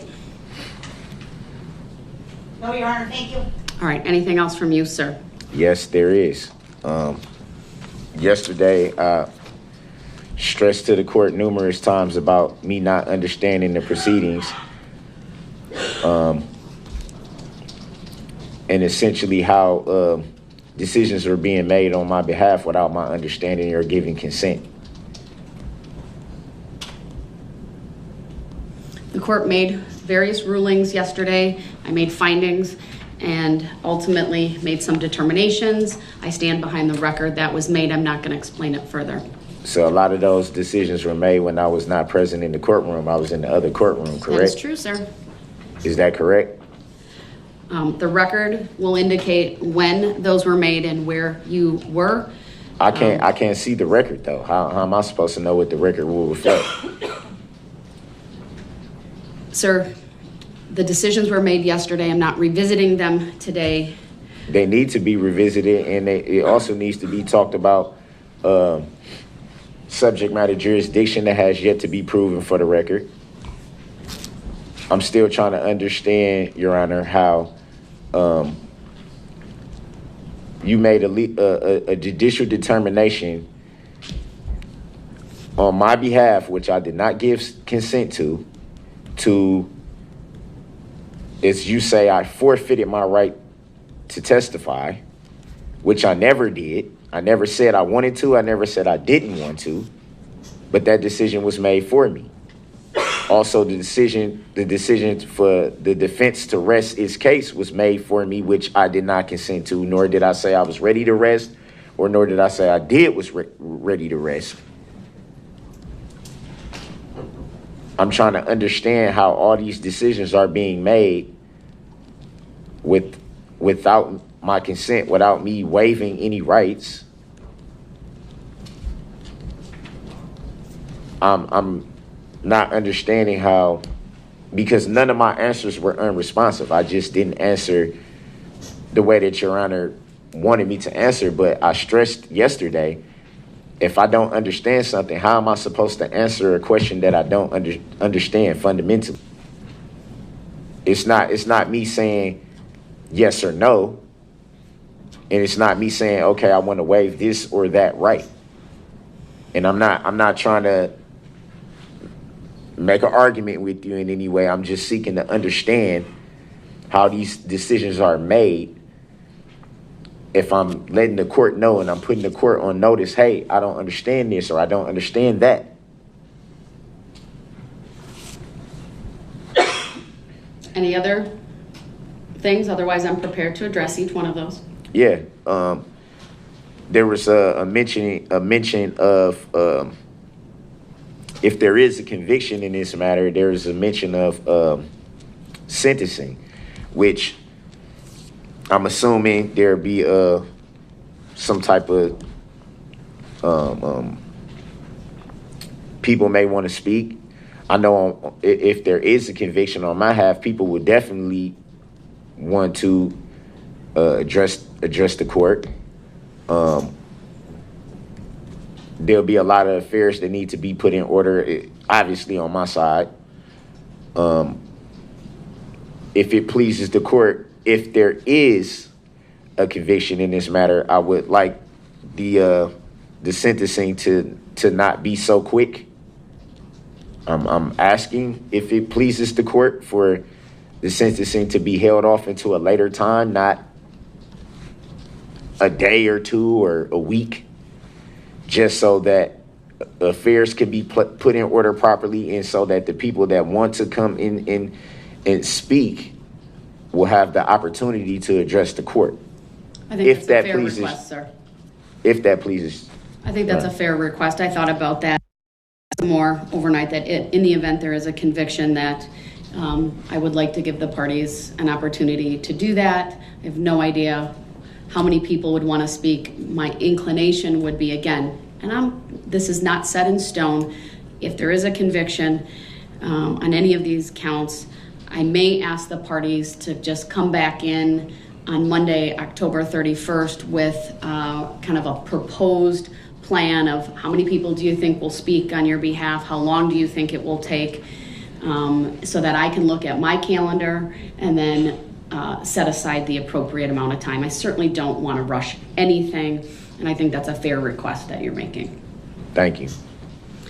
All right. So with all of that then, sir, subject matter jurisdiction, I decline to address that further. I stand by the written decision that I've made previously. As far as the rulings made yesterday regarding your ability or inability to present further testimony and witnesses and to testify yourself, the court did make various rulings and findings that you had forfeited your right to do so by conduct. I'm not going to further explain the law or these prior rulings to you. I stand behind them, and I believe I made a very, very clear record. So to the extent that you are asking me to reconsider any of that, that's how I would interpret your statements here today. I decline to do so. So, Your Honor, would that be, that's still not, I have no understanding to why I wasn't given the opportunity to place certain things into evidence. I have virtually nothing, zero evidence that I was able to place into evidence, nothing. I disagree with that, sir. You called, I think, 9 witnesses on your behalf on various issues, including the honking of the horn, the window tinting. You cross-examined many of the state's witnesses about police barricades and the presence of police. So you did present evidence. I'm speaking to the terms of everything that Your Honor asked me to do. You told me to put everything that I needed to present to the courts in writing. You made that ruling. You told me that's what I needed to do. I did that. Mr. Brooks, you may have interpreted that. I did not require you to do that. As far as evidence in the case, I very expressly told you there are rules of procedure and rules of evidence that govern exhibits, testimony, witnesses, etc. What I told you is that any requests that you have related to the case, if it's a motion, be put in writing. I specifically referenced the statute 80201 regarding how a motion is made and what it should contain, meaning it has a very express request for relief and states the law and the facts upon which the request is being made. Again, I'm not going to revisit the prior rulings. I stand behind them, and to the extent that the record does not have, meaning the record before the jury and the evidence does not have certain pieces of information, evidence, or testimony that you wanted to present, you forfeited that opportunity yesterday based upon your conduct. How did I forfeit the opportunity? Again, I'm not going to revisit that, sir. What I will tell you is this. How did I forfeit this the jury opportunity is here to be able to place into evidence? Mr. Brooks, I'm not going to debate this further. I'm not trying to debate. I'm trying to understand. To respect the fact that I've made rulings. Your Honor, that's you made a judicial determination. It's not my job to explain them you made to it. you. I'm not asking you to explain anything. You're misinterpreting what I'm trying to ask you and trying to tell you. You're misinterpreting it. With all due respect, Your Honor. When you tell me this is what you need to do, I'm going to take it by what you're telling me that I need to do. If I needed to make anything request-wise or anything that I needed to present to the court, it has to be in writing. You told me to do that. I did it. You also brought up when I asked numerous times before when would I have a chance to present things into evidence, you told me we were not at the evidentiary phase of the trial yet. So I took that as saying, okay, well, at some point I will have the opportunity to place things into evidence that need to be put in evidence for the record. So I'm not understanding how a decision can be made for me to actually forfeit being able to put things into the record that need to be placed into the record. All these things are things that, quite frankly, allow me to put on a defense. Things that need to be known, things that should be in the record as far as filings, as far as ICFs that I was told to by you to address certain ICFs either to you or to the clerk of courts, which I did, and received copies for all of them except until last week. It was a few of them that I didn't receive copies for that I'm still wondering why I haven't received those copies when I received the copies of all the ones before that. But in terms of that, I did what Your Honor asked me to do. And these are things that were part of my defense that needed to be placed into the record. So where my confusion comes in is not being able to place those things into the record. Things that clearly help my defense. I stand by my ruling. I'm not revisiting it. To the extent that you claim lack of understanding or your lack of consent, it's been made abundantly clear on this record your position on that. I'm not revisiting it. I'm further advising you that when this jury comes out, I expect that you will honor the decisions that were made, not agree, but you will honor them and not interrupt the court or these proceedings as I instruct the jury. So how am I supposed to put these things in the record that need to be in the record? Mr. Brooks, I'm well aware of the effect my ruling had, and I'm not going to debate it with you further. I just want to know, how am I supposed to get these things on the record? How am I supposed to, because the filings that I gave, you actually filed and gave me the copies back. So are those in the record? Mr. Brooks, I'm no longer going to talk about this. I'm just seeking to understand. Mr. Brooks, I cannot explain procedure or evidence, the filings that I filed. Rulings or I'm the asking law a question, to Your Honor. you. I'm merely asking a question. The filings that I presented to Your Honor. Any filings with this court are in the court record. That does not mean they're evidence, sir. And I've told you that That's not what I'm previously. asking. I'm asking, are the filings part of the record? The filings that were filed and timestamped, that were notarized, that I presented to the court, all the filings, the appearance bonds, the statement of particulars, the notice of special appearance, the court docket sheet. your oath of office, everything that I tried to present into the record, how am I not able to make them part of the record? So they were filed because you presented them to the court during the course of this case. Anything that was not offered as an exhibit and received during the evidentiary phase is not evidence in this trial. That's what I attempted to do, and you said I couldn't. You told me, Mr. Brooks, I am bringing this jury Your Honor, out. with Listen all to respect, me. you told me that we were not at the evidence. When I said I have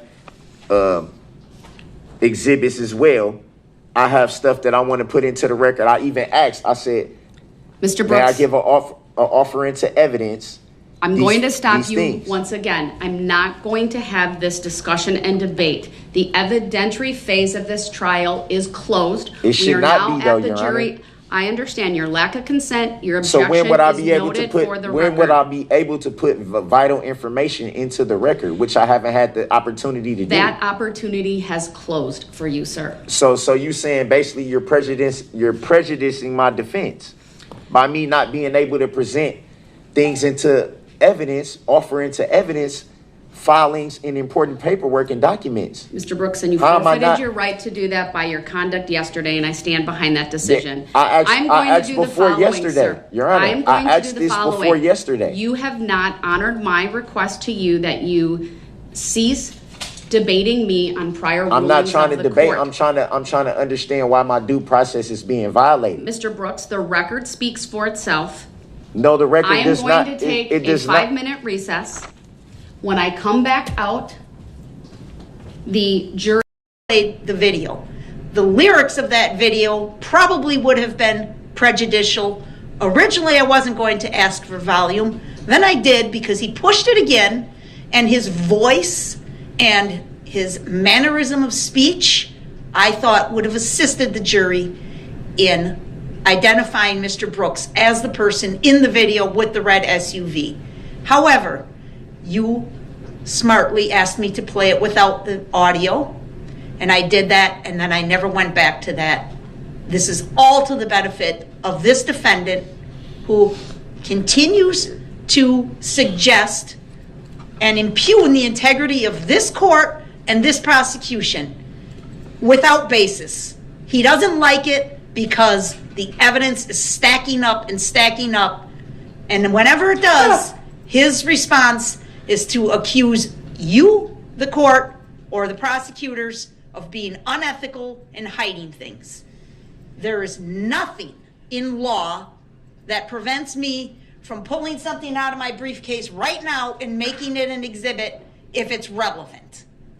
You decide what's relevant, what's admissible, not Mr. Brooks. There is no law, he can cite to no law, no authority whatsoever that says I can't make an exhibit essentially on the fly if it's called for, and that's exactly what just happened. When did you see it? with the understanding that you're asking when did he see the video, I will When allow did the you see question this to be exhibit? asked. With that understanding, you may answer Detective Casey. Am I answering when I saw the video for the first time? Yes. Objection, Your Honor. Why is something always funny at that table? It would be the same thing. I take that as disrespect because they were allowed to say something, and I said under my breath that was disrespect. I they would just direct did the both same parties thing. to avoid commentary. Okay, well, can and you do that, gestures please? and faces. Admonish them Yes, because I I'm will. always the one Absolutely. getting admonished. Everyone. I take that as disrespect too. Sir, I'm good. Can I do my job? State's directed to avoid laughing, commentary. I didn't see it, so I can't further comment. I was looking at All these the cameras witness. in here, don't nobody However, ever see nothing. I'm advising both parties to show Come on, man, decorum this is not fair. and restraint,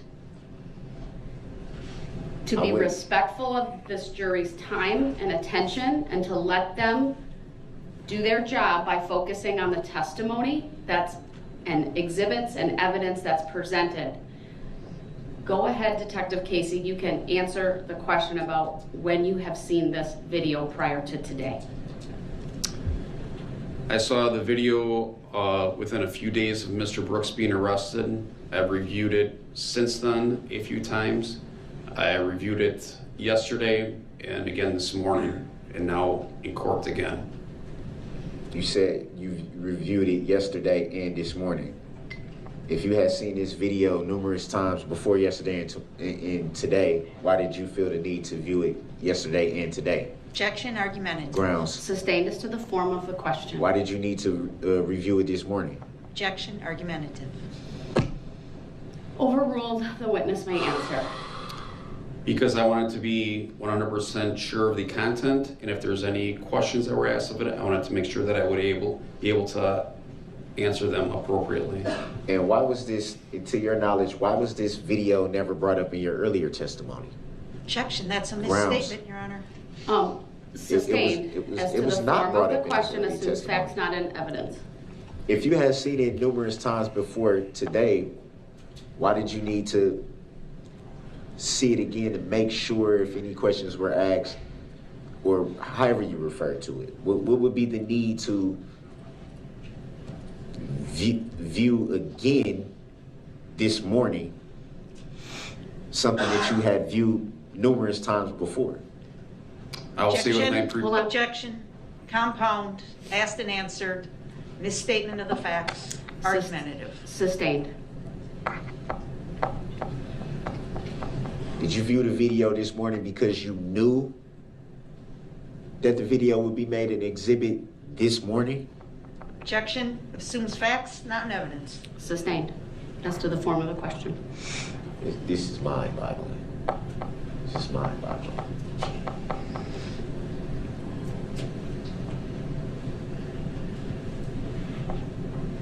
Can you clarify again why you viewed the video this morning?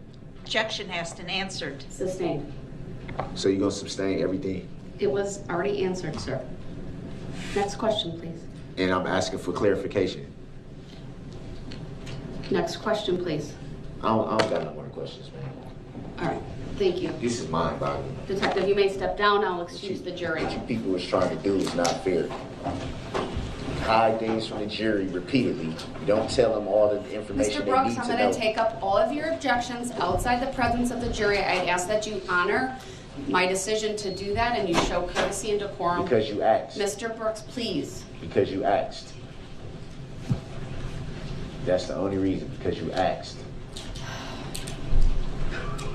I see what you people are trying to do. It's not right. It's not fair and it's not right.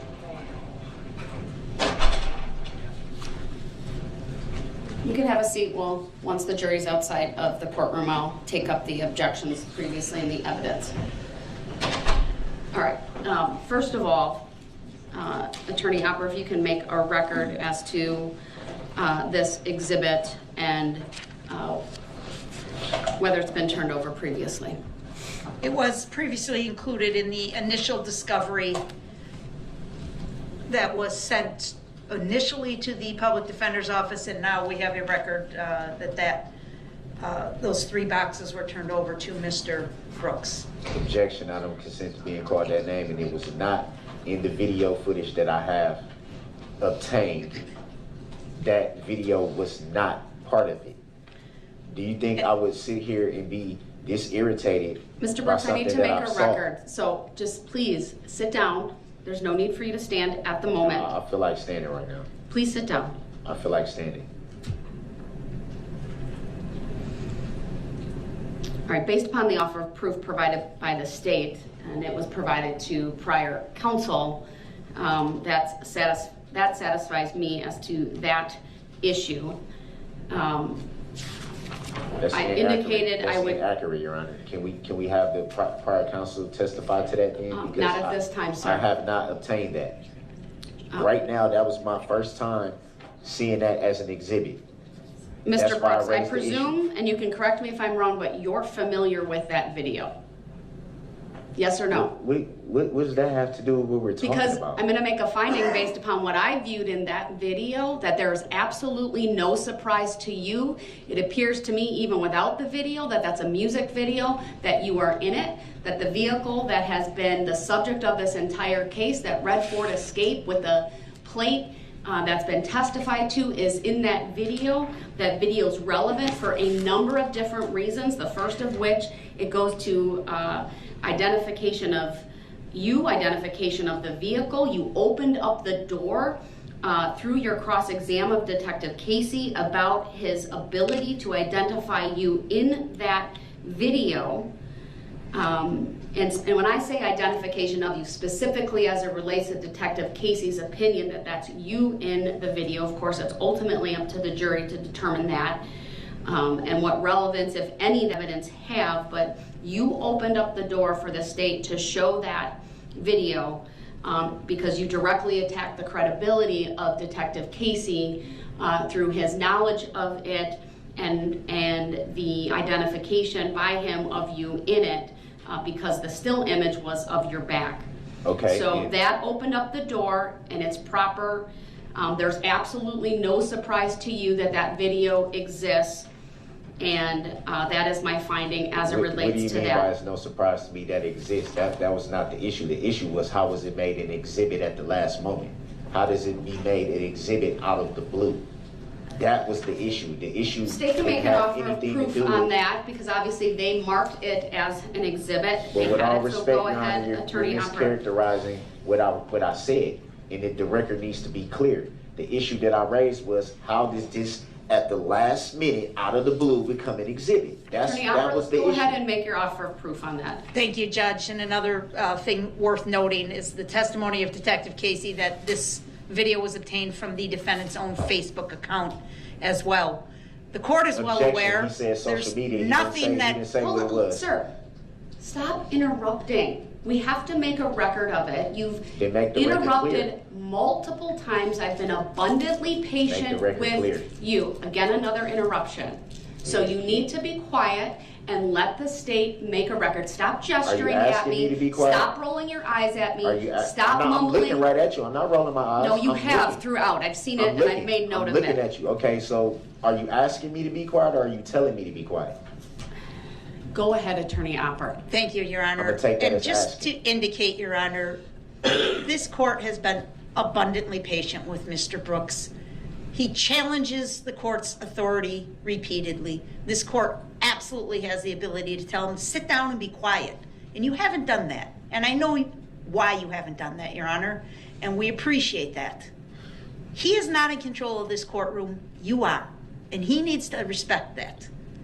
This video was relevant based on his questioning of Detective Casey, as you just indicated, challenging his ability to identify the person who had their back turned to the camera in the still shot of State's Exhibit 175. Trials are fluid. When he opened the door to that, we came up with the video which Detective Casey testified repeatedly on direct examination and cross-examination as to how he knew that was Mr. Brooks because he had seen the rest of the video. He would not accept that. He pushed it and pushed it and pushed it until we played the video. The lyrics of that video probably would have been prejudicial. Originally, I wasn't going to ask for volume. Then I did because he pushed it again, and his voice and his mannerism of speech, I thought would have assisted the jury in identifying Mr. Brooks as the person in the video with the red SUV. However, you smartly asked me to play it without the audio, and I did that, and then I never went back to that. This is all to the benefit of this defendant who continues to suggest and impugn the integrity of this court and this prosecution without basis. He doesn't like it because the evidence is stacking up and stacking up, and whenever it does, his response is to accuse you, the court, or the prosecutors of being unethical and hiding things. There is nothing in law that prevents me from pulling something out of my briefcase right now and making it an exhibit if it's relevant. You decide what's relevant, what's admissible, not Mr. Brooks. There is no law, he can cite to no law, no authority whatsoever that says I can't make an exhibit essentially on the fly if it's called for, and that's exactly what just happened here. So I apologize for my tone with the court. I don't mean to direct this at the court. It is very frustrating. The court has demonstrated much more patience than I have with Mr. Brooks, because again, I do not appreciate his impugning the integrity of these proceedings, of Your Honor's efforts to run a fair trial, and of our efforts to run a fair trial. We have ethical obligations as well to be fair in this courtroom. We have respected that entirely. The reason I was laughing 30 seconds ago was because the exhibit was mislabeled. There was an extra Y and it said Exhibit E, EXHIBITY. And I turned around to the paralegal and pointed that out, and we laughed over it, the word exhibity. That was it. There has been no disrespect directed at Mr. Brooks directly in any fashion. So he can object all he wants, and he has made that clear. He will continue to object and obstruct the court and obstruct these proceedings every last chance he gets. But legally, everything has been above board and proper, and this exhibit is no exception. I apologize for my tone, Judge. Thank you. I appreciate that additional record being made. I object to that. My previous ruling doesn't change in any way that the exhibit is relevant. I indicated I would take it up because, and I'm taking what the state's saying as withdrawing the request to play the lyrics. That is correct. All right. I have not heard them, but I'll certainly take the state at its word as an officer of the court that it would be prejudicial based upon the lyrics that are in that video, but my decision to admit the video without audio stands. I do want to take up two other issues. There was an objection to questions regarding cross-examination. So the objections were by the state. One had to do with there was questioning about possible testimony with his niece and nephew, and then the jail cell search issues. So Mr. Brooks, you asked the questions. The state had objected. Since you're the proponent of what would presumably come in through the testimony of Detective Casey, what is your offer of proof as to why I should allow Detective Casey to come back on the stand and testify about his interaction, I believe it was with your mom, and possible testimony of your niece and nephew? It don't matter with Detective Casey. He's off the stand. He's not going back on the stand. No, but I told you I would recall him. I wanted to take it up outside the presence of the jury. How do I supposed to know? So are you withdrawing that, sir? How am I supposed to know? I think I deserve a chance to rebut what was just said. I think I deserve that much if it's a fair trial. What information do you want to provide to me about that last exhibit? About what last exhibit? I'm talking about the audacity of the prosecution to just put that on the record when it's stating it's untrue. I don't know what you're talking about. What's untrue? We just heard her talk for 5-10 minutes straight. Now don't nobody know what I'm talking about.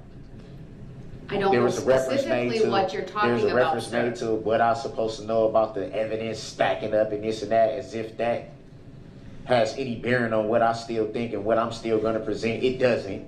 Well, that's not what we're talking about at the moment. I made a ruling on an exhibit. She's been laughing and making comments under her breath the whole time during the whole trial, and I never said nothing. I don't know what's being said, but I can tell that it's directed towards me. I'm not an idiot.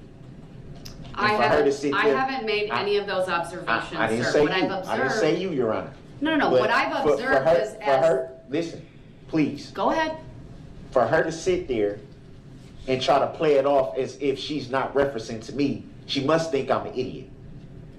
That is very disrespectful to me. I haven't said anything about that until today. She's done it numerous times. What are you talking about? I don't know what you're laughing under her breath. Her trying to cover up the microphone so they can laugh and hee and key. That they've been doing that the whole time. I didn't say anything. I didn't say anything about it. I have not noticed that. What I notice are 3 attorneys who cover up the microphone so that they're not heard when they're conferring with each other about evidentiary issues or about testimony. So why is it always laughing and giggling? I haven't noticed that other than the one thing you pointed out. Well, we have cameras.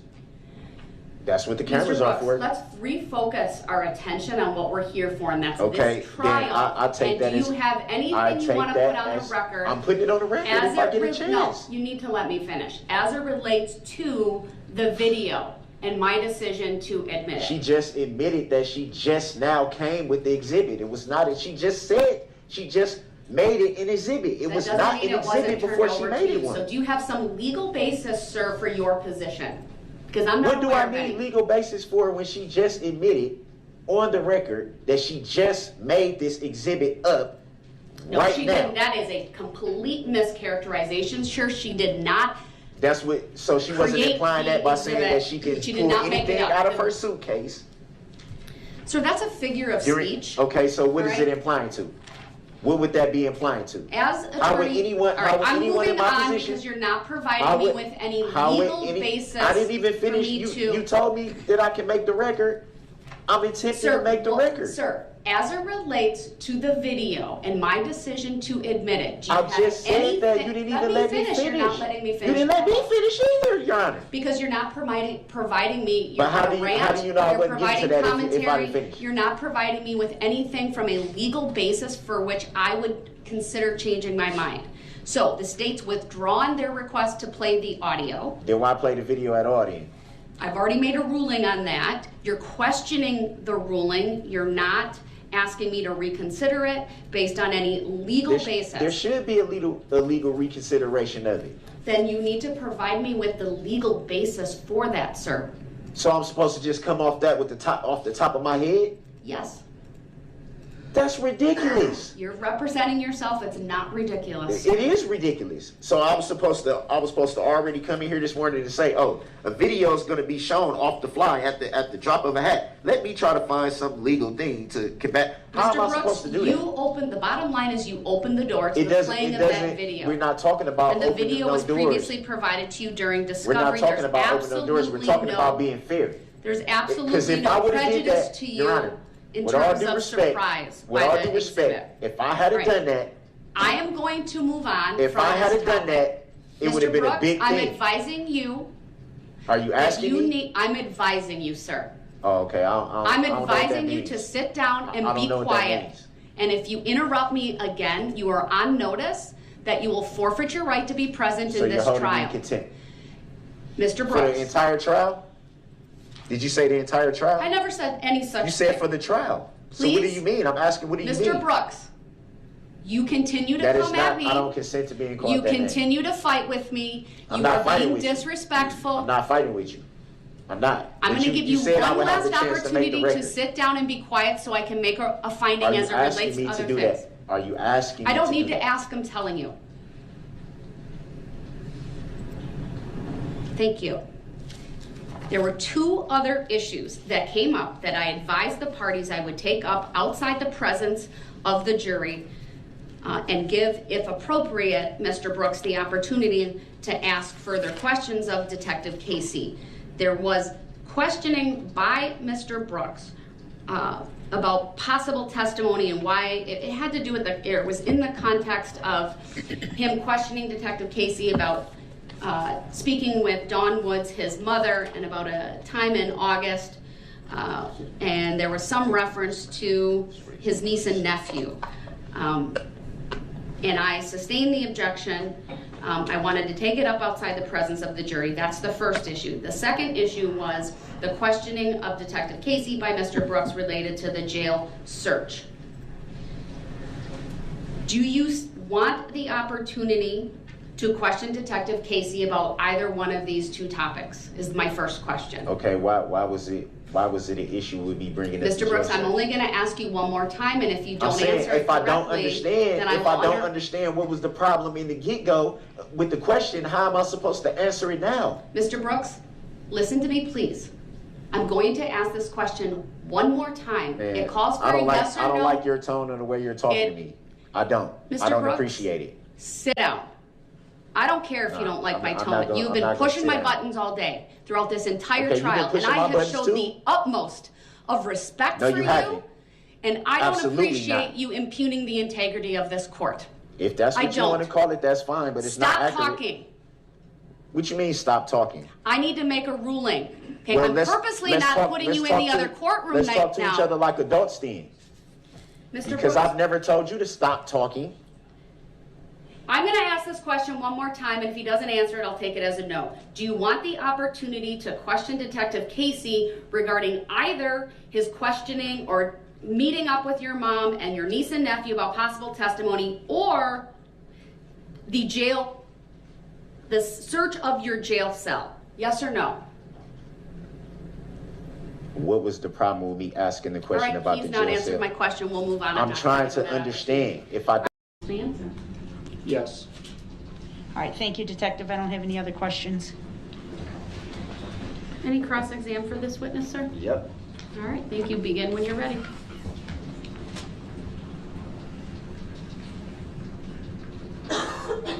So, Officer Rowe, you repeatedly referred to the alleged defendant's name. How did you come into that information? Based on the entirety of the investigation. And when did you come into the knowledge of the alleged defendant's name? I don't remember. When did your part of the investigation start?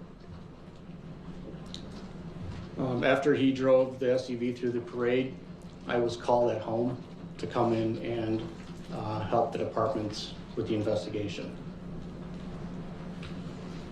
And just so we clear for the record, is the jury asking you questions or me? I'm sorry, I did not hear the question. Repeat your question, please. Well, I was referring to when I ask a question, he turns towards the jury as if they're the ones asking the question. That's not a question, Your Honor. That's It is a question. We did ask a question about that. Yes. I think you're asking why does he do that? To that extent, the witness may answer. I'm here to present the case to the jury. So,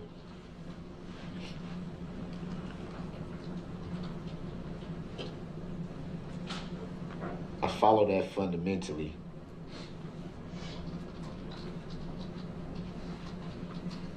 But for the sake of making sure you hear the questions right, wouldn't it be fair to say that you should pay attention to the questions being answered? Objection, being asked, rather? Assumes the fact, not in evidence. Sustained as to the form of the question. Please rephrase.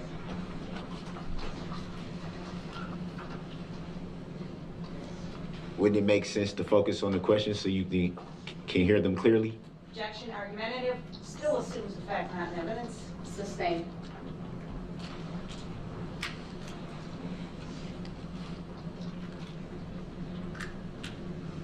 You made reference to you being here to present the case to the jury.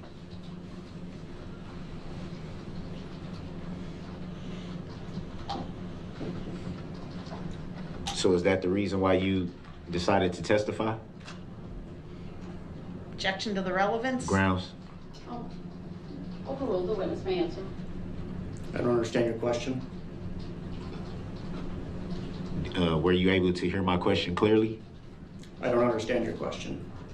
Were you able to hear my question clearly? Objection, argumentative, Your Honor. Sustained. Next question, please.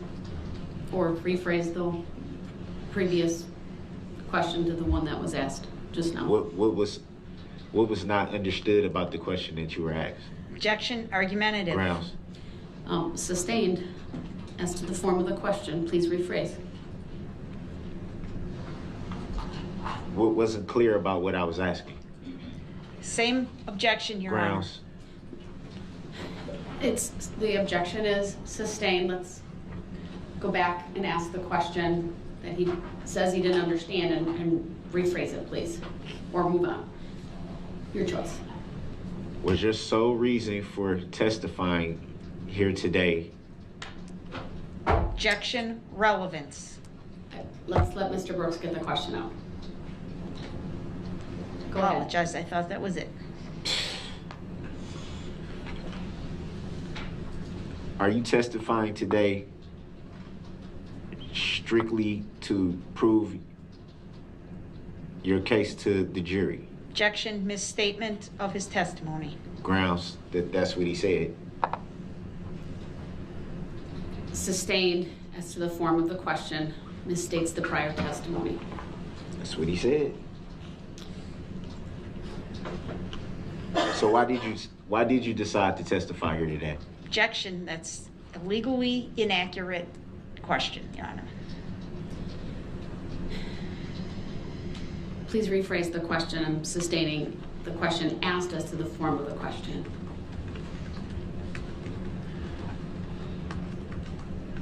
I don't know how I'm supposed to rephrase that.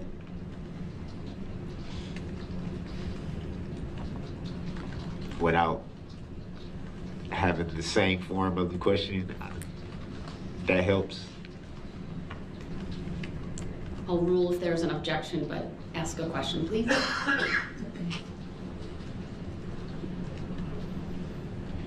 Did you seek to testify here today in this matter? No. So how did you ultimately come to that decision? Objection, that's a misstatement, Your Honor. It was not his decision. Sustained as to the form of the question assumes a fact, not an evidence. Were you subpoenaed? Yes. Do you recall by whom you were subpoenaed to testify? District Attorney Sue Opper from the Washington County District Attorney's Office.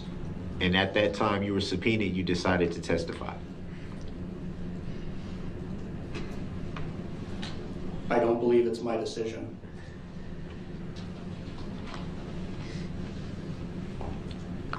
Well, it would be fair to say that you didn't have to show up, right? That'd be fair to say? No, I had to show up. But would it be fair to say that you could have chosen not to? No, it would not be fair to say that.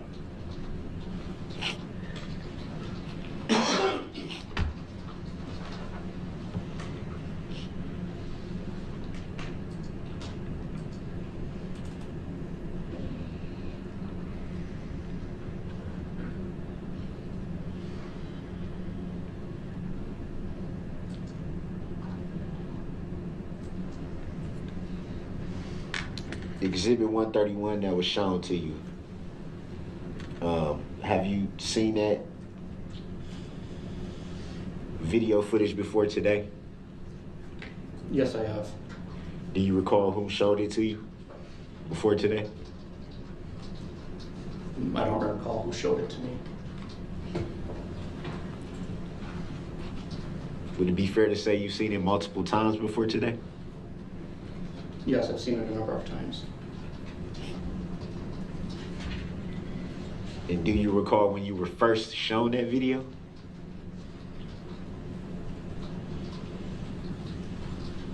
Not off the top of my head.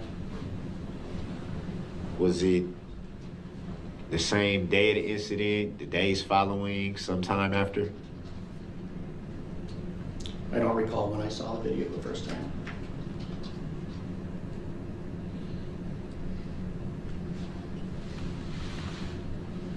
And what about Exhibit 130? Had you seen that video footage before today? Objection, Your Honor. 130 is the map. Or the map? Had you seen the map before today? I don't really think it's... Just for the record, I'll sustain the objection just because it referenced the wrong number, but I believe you rephrased. So go ahead, the witness may answer. Can you ask the question again, please? Had you seen the map of Exhibit 130 before today? Yes, I have. Multiple times as well? Yes, numerous times. Any idea why you viewed it so many times, multiple times?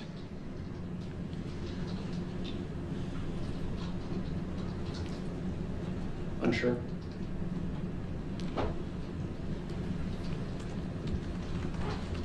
Were you able to obtain any more information upon seeing the map numerous times that you didn't obtain when first seeing the map? No.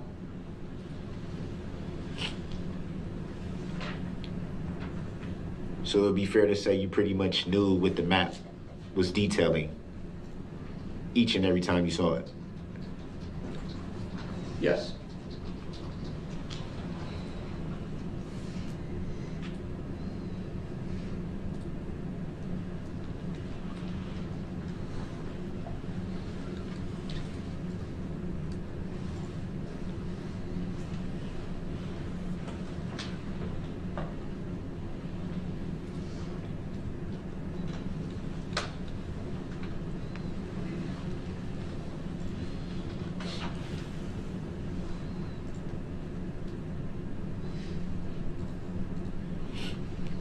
And on that map, Exhibit 130,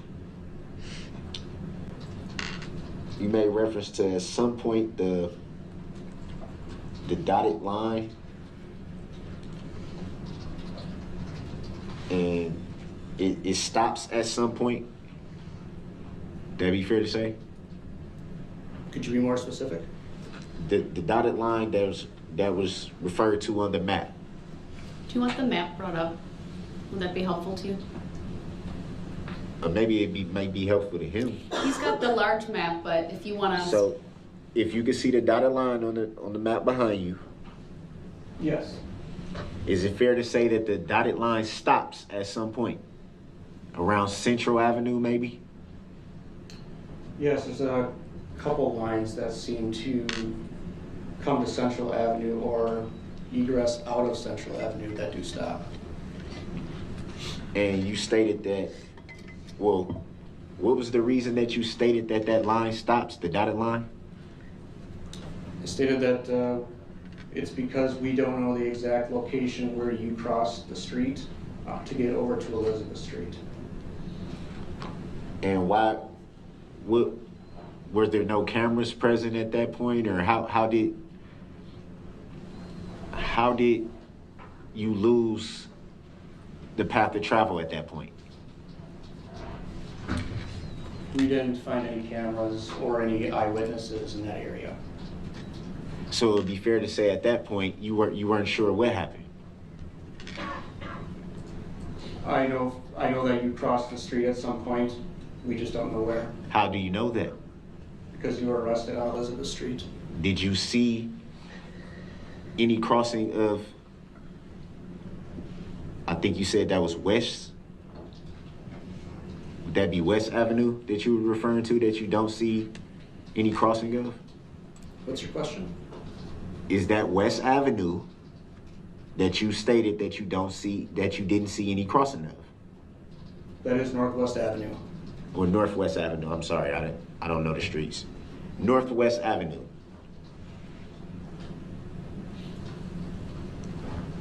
And you don't have any visual footage or any eyewitnesses, as you said, to say for sure if Northwest Avenue was crossed? We didn't obtain any witness statements or any eyewitness or any video of the suspect crossing the street.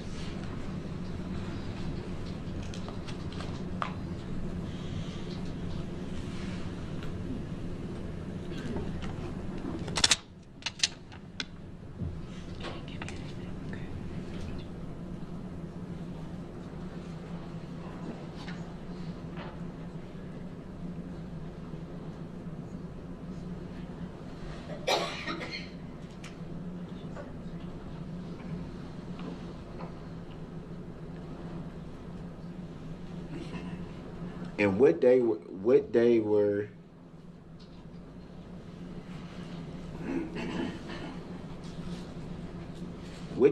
you doing your part of the investigation? Was that the same evening or the next few days after the incident, or? Can you clarify which investigation you're talking about? The one that you took part in. Your part of the investigation. I don't understand what time frame you're asking for. What day did you start your part of the investigation? Well, we started the investigation as soon as he ran people over in the parade. And you were there? I responded to the parade after he had done that. Were you at the parade? No, I was not. So it'd be fair to say you were on call? No, I was not. So it'd be fair to say you don't know when your part of the investigation started then, right? It would not be fair to say that.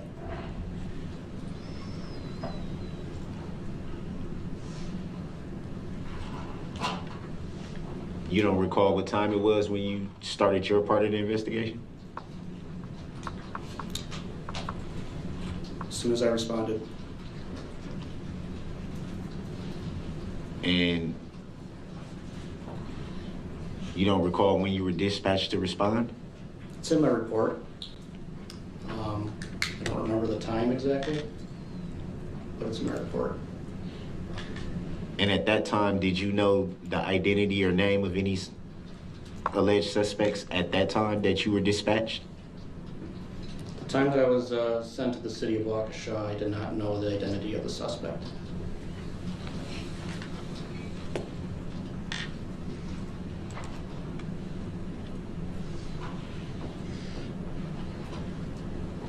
You made reference to a report. Do you recall when you wrote that report, or did you write the report yourself? Yes, I typically type my own reports. And do you recall when you submitted that report? I have no idea what day I submitted the report.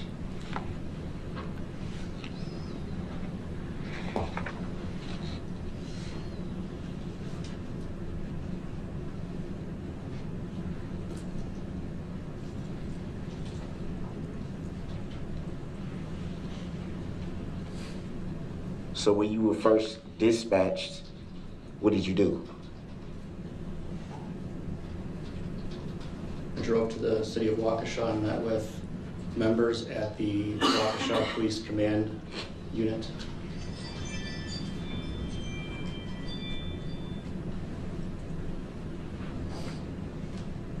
And were you dispatched to any location from that point? I was not dispatched. Were you sent to any location from that point? I was assigned with taking a number of investigators with myself and walking the entire parade route, going from establishment to establishment, bar to bar, restaurant to restaurant, and obtaining phone numbers and names of people who were present at the parade and who had witnessed something and would be followed up with later by a member of the Detective Bureau.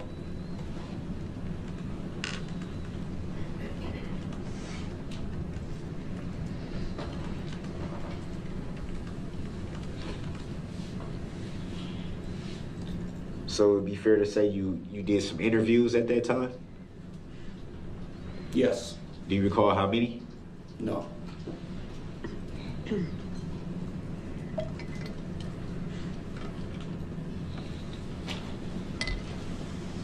And after conducting these interviews, what did you do? I went home. So at that time, after conducting your interviews and then going back to your home, did you have the name or ID of any suspects at that time? Yes. And whom were you told by? I don't recall.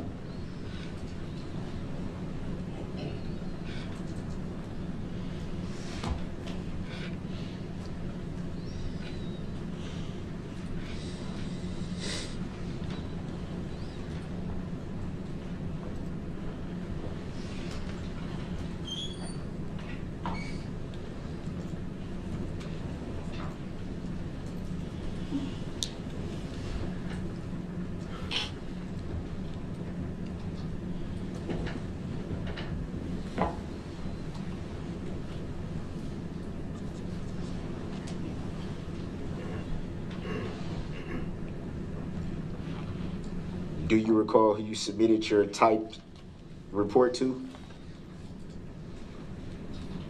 I don't understand your question. Do you recall who you submitted your typed police report to? No. I'm assuming your law enforcement agency doesn't type up reports and just leave them sitting on the desk. Would that be fair to say?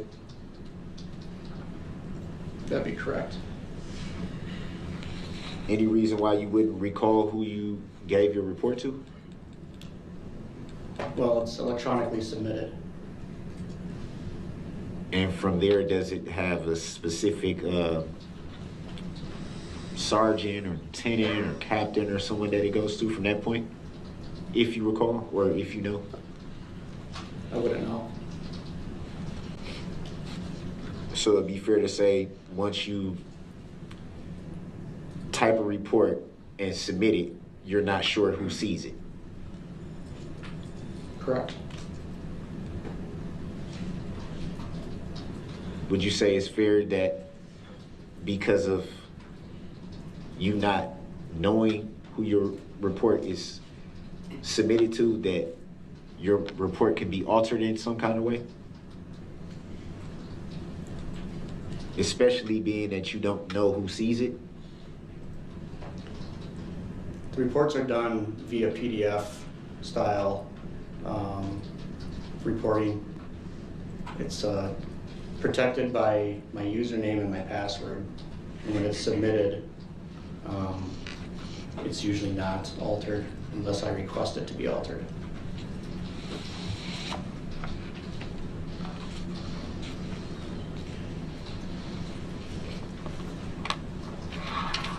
But it is fair to say that there's a possibility that it could be tampered with because you don't know for sure who all sees it. It's entirely inaccurate. How so?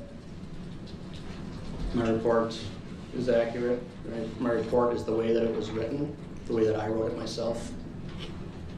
So you've had a chance to read your submitted report after you submitted it? Yes. And to the best of your knowledge, is exactly word for word as you remember typing it? It is my report. It is what I typed, and it is accurate. Word for word?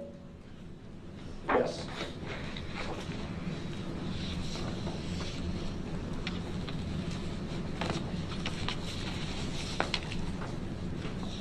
Do you recall how many pages long the report was? Objection, relevance. Grounds. Sustained. Not relevant. Please move on.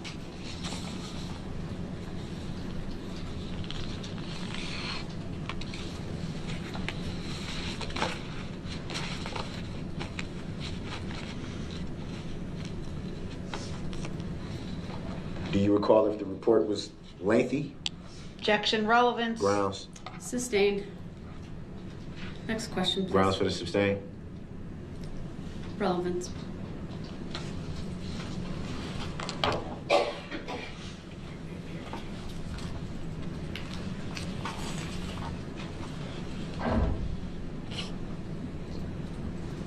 And you stated that you read the report after you submitted it. Do you know how long it was before you were able to see the report that you typed?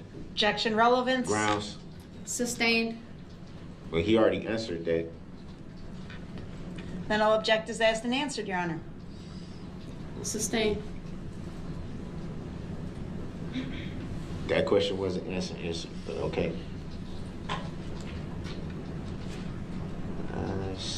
I see.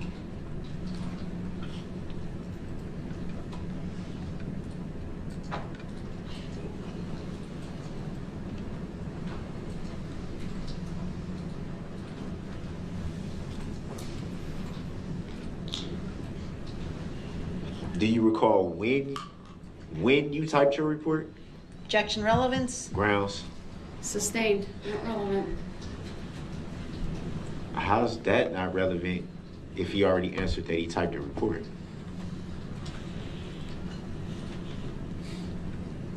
Please continue, sir. Grounds for the sustain. Relevance. He answered that he typed a report. So how's it not relevant if he recalls when he typed it? Please continue, sir. Got to be kidding me.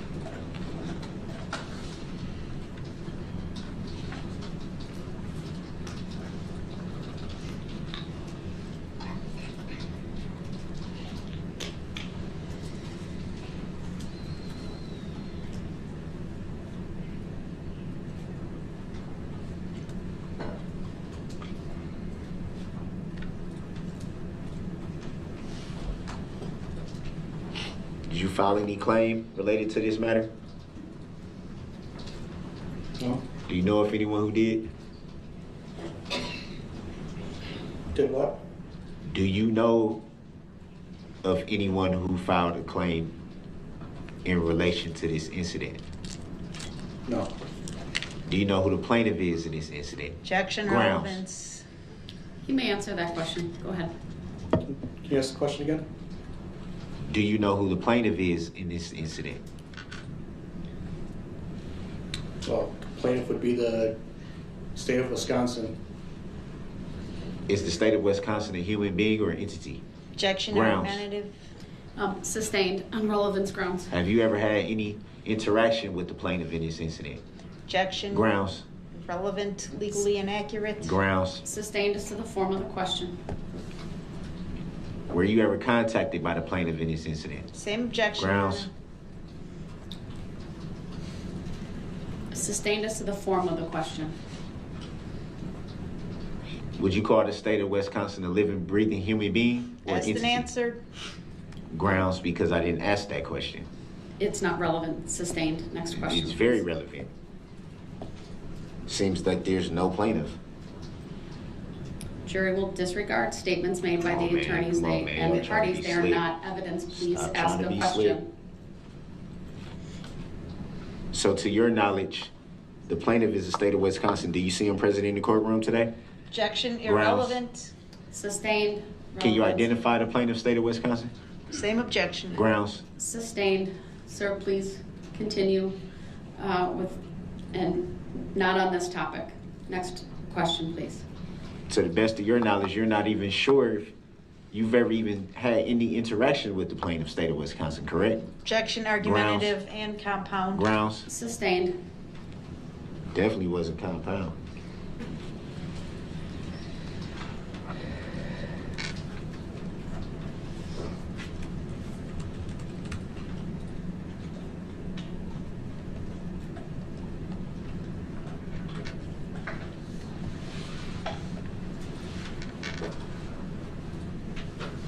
Would you consider yourself an injured party in this incident? Objection, Grounds. argumentative.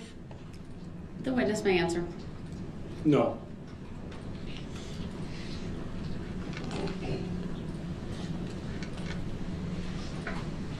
Have you read or seen the complaint? No.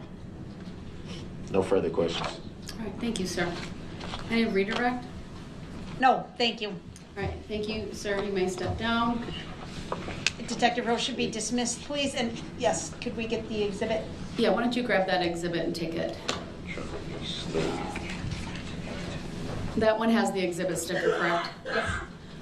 All right, we can keep it by the state for now, and then later on it can be brought over to the clerk. All right, the state may call its next witness. Is there a call? Speculation.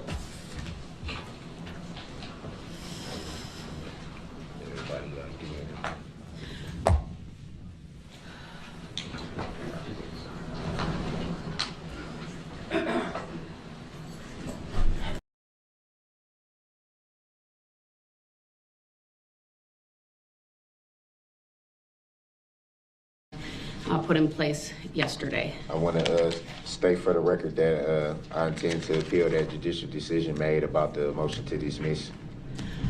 Noted for the record. All right, let's bring the jury out then. Actually, we didn't address subject matter jurisdiction. It still has yet to be proven for the record. And I wanted to address the fact that with this, is it Kohler? Is that how you pronounce the name? Kohler? We're gonna continue with the witnesses. I've addressed subject matter jurisdiction repeatedly. There's a written decision. I stand behind it. You have 3 witnesses that you subpoenaed. The state made arrangements for them to be here. Whatever order you want to call them in this morning is fine, but those 3 are here. That's what I was trying to address right now. I was asking Okay, about go ahead. the name. What do you want to address? The Kohler, how do you pronounce the name? Kohler? I'm still I don't know. having You'll have to ask the witness. I'm still having trouble finding the file for that particular witness. Yeah, call the jury in. So I don't know how I'm supposed to. Mr. Brooks, you were well advised. These are your witnesses that the state made arrangements.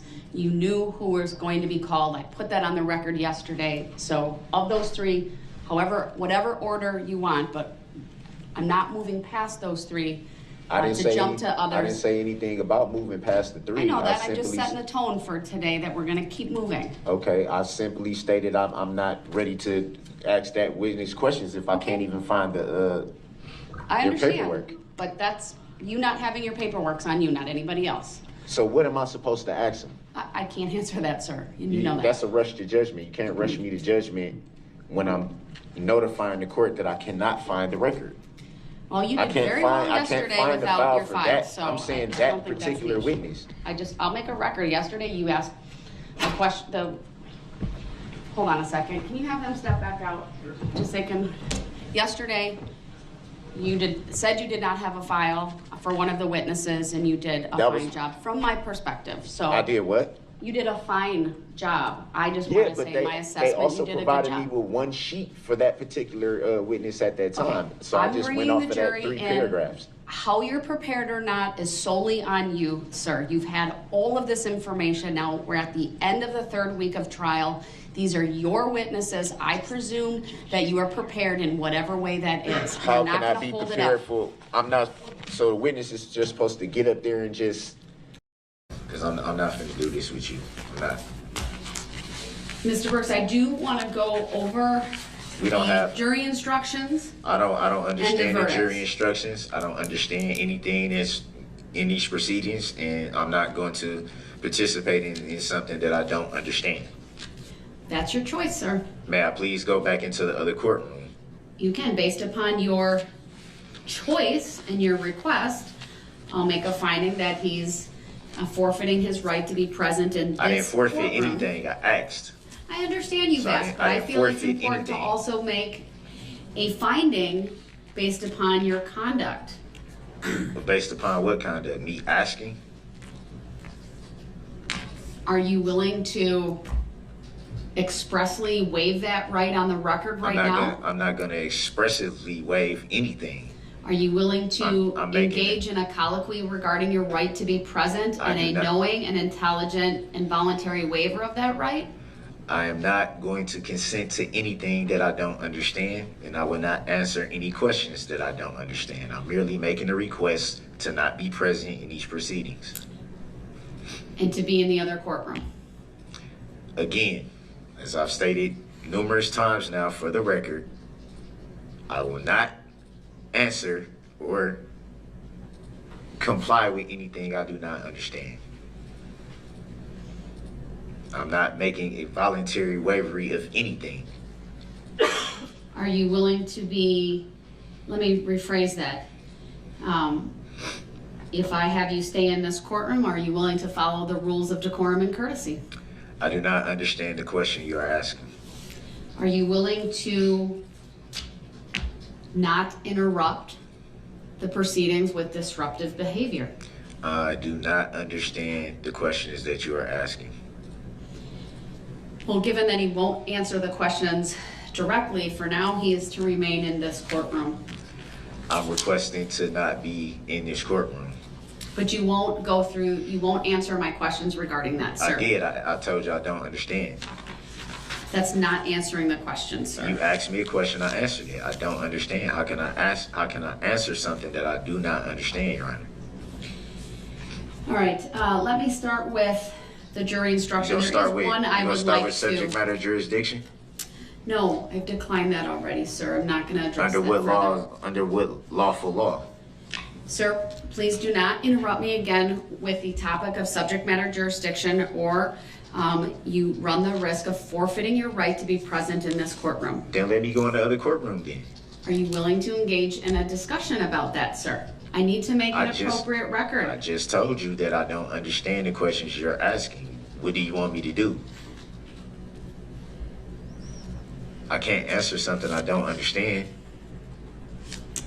I believe you're choosing not to answer them, You can sir. believe what you want to believe. I believe that you hiding stuff from the jury. I believe you haven't been impartial or fair. You haven't let me even enter anything into evidence, which is my right to do so. Your But it rights doesn't are not matter what we unfettered, believe, sir. Your Honor. I'm merely stating a request to not be present for these proceedings. I cannot answer the Sir, questions you are asking me because I It seems to don't me understand them. You understand your right to be present in the courtroom. Are you telling me you I don't understand that right? anything. Nope, I don't understand. Nope. Then you're gonna stay here. For now. And under what lawful law? You can't force me to stay somewhere that I'm making a request not to. You can't make me understand. You can't force me to understand what I don't understand. You can't force that. I need to address one of the jury instructions, number 315. So, Your Honor, I'm trying to make a request to not be present in these matters without disrupting the courtroom, as you say that I do, and over talking you as you state that I do. I'm making a request merely to not be present for these proceedings. Obviously, I'm not needed because every decision that's been made here today has been made without my consent. That's clearly telling me that I'm not needed. I have never consented to anything that's going on here today. I haven't even been allowed to present any evidence, which is something that I stated weeks ago. Weeks. You already knew, Your Honor, that I wanted things to present into evidence. I've asked numerous times for that and have been denied. And I don't understand why I'm not being able to adequately defend myself. In your words, you're not being allowed to adequately defend yourself based upon your conduct in this courtroom and throughout these proceedings, and your unwillingness to follow the simple rules of decorum, courtesy, procedure, rules of evidence. You refused to answer a variety of questions this morning when this court went through or attempted to go through the colloquy with you regarding your right to testify and your right not to testify. And because of that, and based on the case law that I cited this morning, I made a finding that you forfeited your right to present further testimony and evidence through other witnesses, and then you forfeited your right to testify in your behalf. I'm not going to revisit those, sir. I'm not asking you to revisit them, but I'm just, they weren't correct. I understand you will because disagree I with never that. consented to it and I never answered something. I understand and you I did just not stated consent the to reason why I didn't answer because I don't understand. You cannot force me to understand what you're asking me. Sir, I could not even get through the advisement. You wouldn't even listen. You talked over me repeatedly. Was that from the other courtroom or in here? Because I've been over there all morning. To the place that you are requesting to go back to, right? You sent me into the other courtroom. You're right, I did. Right. So I've been over there all morning. With an adequate audio and visual system connecting the two courtrooms. The functional equivalent of being present in this courtroom. To your equivalent is adequate, but to mine is not. Seeing as how you always state Illinois versus Allen. You always state that. But it never refers to a fourth option that you refer to. It never Mr. refers Brooks, I'm not to going to debate this with you. If you continue to bring up subject matter jurisdiction, Illinois I versus didn't bring Allen, up subject the matter decisions that I jurisdiction. made earlier, I'm trying to figure out why I'm being held in contempt. You are frustrating the purposes of this hearing I'm trying to right figure now, out why I'm being held which in is to contempt. finalize the And jury then when instruction and the verdict forms. Your Honor, I'm merely trying to understand why when you hold me in contempt. I never held you in contempt, sir. You attempted to. Nope. You've never attempted to hold me in contempt. No, sir. I'm not going to revisit all of these issues. When I asked you where you hold me in contempt, you said civil. Are you going to respect the decisions that I've made? They're by not not interrupting They're me? not correct decisions, Your Honor. I understand that. I can't answer. You asked me questions. You asked me questions. I didn't answer them based on my understanding. How can you force me to understand what you're asking me if I don't? And then you still make a finding based on that. How is that lawful law? Mr. Brooks, I stand behind the record that I've made today. And that's fine. I'm not advising you arguing that with if you you about what you continue rude. to talk I'm saying, over how me, can you do that without my consent? If you continue to raise issues that I've That's already a violation addressed, of my civil rights. if you continue to raise these issues, sir, and thwart the purpose of this court, which is to finalize the jury instruction and the verdict forms, you will forfeit your right to be present in the courtroom, and you will appear from the other courtroom. Okay. Absent you, I know you've requested to be there. I made a request the moment we walked in here to not be present for these proceedings, but yet But you still. also won't have a dialogue with me about your understanding Because of what that it's means. my Fifth Amendment right. I'm exercising my rights that I reserved from the moment we walked in here this morning. You can't force that. You can't force me to do anything, actually. No, you're right, but I can make certain findings that you forfeit rights You that can't you have based upon your and based conduct. on what lawful law you're under? I've cited the law this morning. All right, I am moving Illinois on. versus Allen, right? I am moving That I can on. be present from another courtroom. I need if I to forfeit discuss my right- instruction 315. Your Honor, because I don't believe some understand. language needs to be modified based upon the court's earlier ruling today. I don't understand. I don't understand the proceedings. And I think that should be stated for the record. If I'm telling you repeatedly, Your Honor, that I don't understand. You can't force me to understand. That's a violation of my constitutional rights to try to force something upon me. That's coercion, Your Honor. Mr. Brooks, I completely disagree with your characterization of the proceedings this morning. While it is true that you did not provide consent, you were entirely uncooperative with court this morning. That's because I didn't and- understand. I'm explaining why, Your Honor. I'm and the not court trying to gave leave you it where it ample was at. I'm opportunity attempting to to answer the I'm questions. attempting to So I'm going to go. explain myself of why I did not answer. It was because the way that you're making it seem is that I intentionally didn't want to answer, and that's Mr. not Brooks, fair. I'm moving on to instruction 315. And I still don't understand. So how can we even proceed? Mr. Brooks, if I'm telling you I don't understand what that I'm asking you to be No, quiet? I don't. No, I Mr. don't. Brooks, please stop And interrupting for the me. record, I don't consent to being called that name, Your You Honor. clearly hear me, sir, because if you didn't hear me, then you wouldn't make that statement. So I Hearing know and you can hear understanding me. is two different things. I know you can hear me, sir. I'm asking Hearing you and to understanding stop is two different interrupting things. me. I'm not trying to interrupt you, but you're gonna at some point you're gonna ask me my opinion of what's going on, and then when I tell you I don't understand, it's gonna be taken as me trying to delay or trying If to do you this or stop trying to do talking, that. I will explain why I'm bringing up instruction 315. And I'm not gonna understand your explanation. Well, you can't say that if you haven't heard what I have to say. Didn't you try to do this earlier before lunch?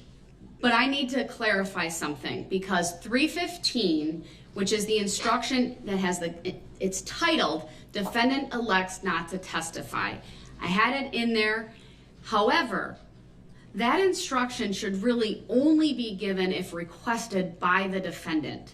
There has been no request made. And obviously this court made a finding that he forfeited his right to testify. And absent Mr. Brooks requesting that instruction to be in, I believe it would not be proper for this court to include 315 in the instructions to the jury. Does the state have any position on that? Your Honor, I did look at the notes that are associated with instruction 315, and I would agree. All right, Mr. Brooks, do you have any position on whether this court should include instruction 315 in the jury instructions to the jury? I don't even understand what 315 jury instruction is. It's entitled Defendant Elects Not to Testify. I'll read it for you. It's my notes, meaning my materials, my jury instruction book says to be given only if requested by a defendant, and it reads as follows. This is the actual language of the instruction. A defendant in a criminal case has the absolute constitutional right not to testify. The defendant's decision not to testify must not be considered by you in any way and must not influence your verdict in any manner. So my question is, do you want this instruction read or modified in any way?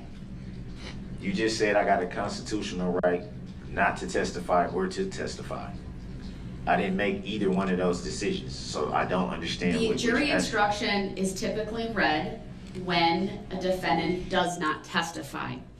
In every other case that I've had, the decision on whether to testify was a decision made by the defendant personally.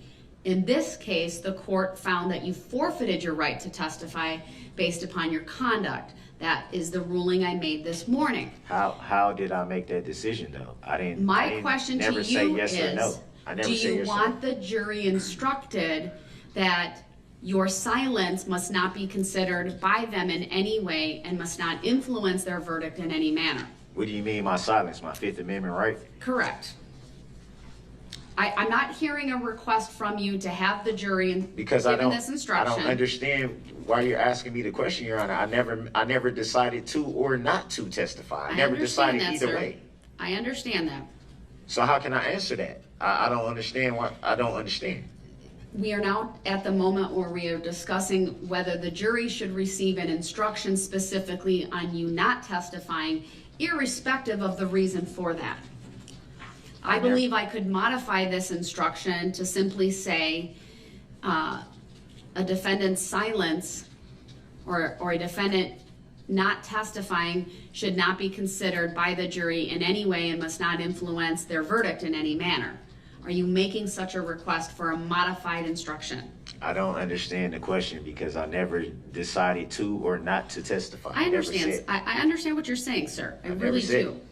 But in light of the court's decision that you forfeited your right to testify, How did I forfeit do something you I want never the said? jury to be instructed something to the effect of they cannot use your silence, meaning they cannot use you not testifying against you in any way? I don't understand because I never made a decision not to or to testify. I'll ask you one more time, and if you do not answer with a yes or no, I will take your answer of not answering as you are not making a request for a modified instruction. How can you do that, Do Your you Honor? want this court, sir, to instruct the jury in any way regarding you not testifying in this case? I don't understand the question. All right, then based I don't upon there has understand. not been an express request made by Mr. Brooks to give either 315 as it's in the standard or pattern jury instruction or a modification as this court has suggested, 315 is to be taken out of the jury instructions. How are all these decisions being made without me understanding? Then I have looked over the verdict forms, and other than really what I would describe as some consistency in how phrases, whether there's all caps, not all caps, but all caps, what we call the sentence Like the name that was capitalization on for there, the all charges. For example, I want to be consistent with how I spell out first degree intentional homicide or first degree recklessly endangering safety. There was just sometimes it was capitalized, sometimes it wasn't. So we're looking through all of that to be consistent. I want to make sure the word information is capitalized since that's the charging document, things of that nature. It is my practice, and you should be aware, Mr. Brooks, that I always put the not guilty verdicts on top when I hand all the verdict forms to the jury. And by that I mean it's by charge. So they're collated, if you will. So the not guilty followed by the guilty for counts 1 through 76. You said it's collated. What do that mean? So I put the not guilty, then the guilty for count 1, followed by the not guilty and the guilty for count 2, and so on and so forth, all the way through the remainder of the counts that are alleged in this case, which in this case total 76. I don't understand. So how? I looked at the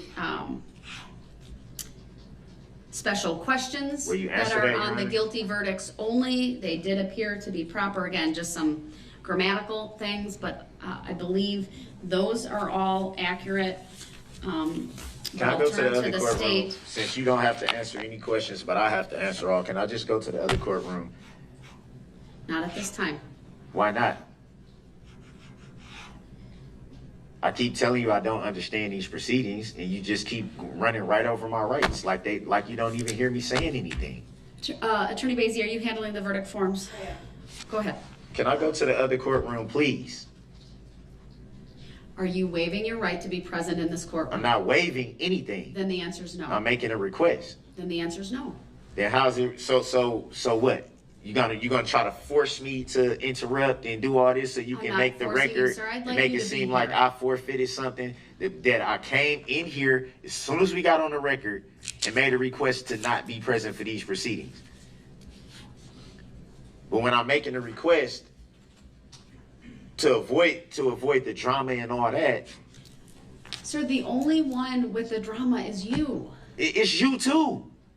You the big contributor to the whole thing. Mr. Brooks, I have to preside over this case. Yeah, and you haven't been impartial or fair yet.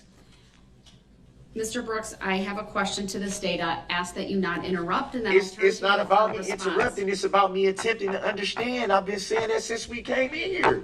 Mr. Brooks, I You will can't force me to follows understand. to that. You waived your right to counsel. I didn't waive my right to no counsel. I gave you the contract. Right. I did not. And you won't sit here and say that for the record, because that is not what happened. You are incorrect. So we don't have the, do we have the paperwork? Because I believe that I gave you the paperwork back that you. Mr. Brooks, I gave it to you, altered. Clearly. It did not waive it. Have been presenting a nuanced argument regarding the right to counsel versus the right to assistance of counsel. That is not true. That's a pretty sophisticated argument. That's why I believe you fully understand what's going on in this courtroom. I don't fully understand. I disagree with your characterization of the right to counsel. You know that you accepted the way that I gave it to you.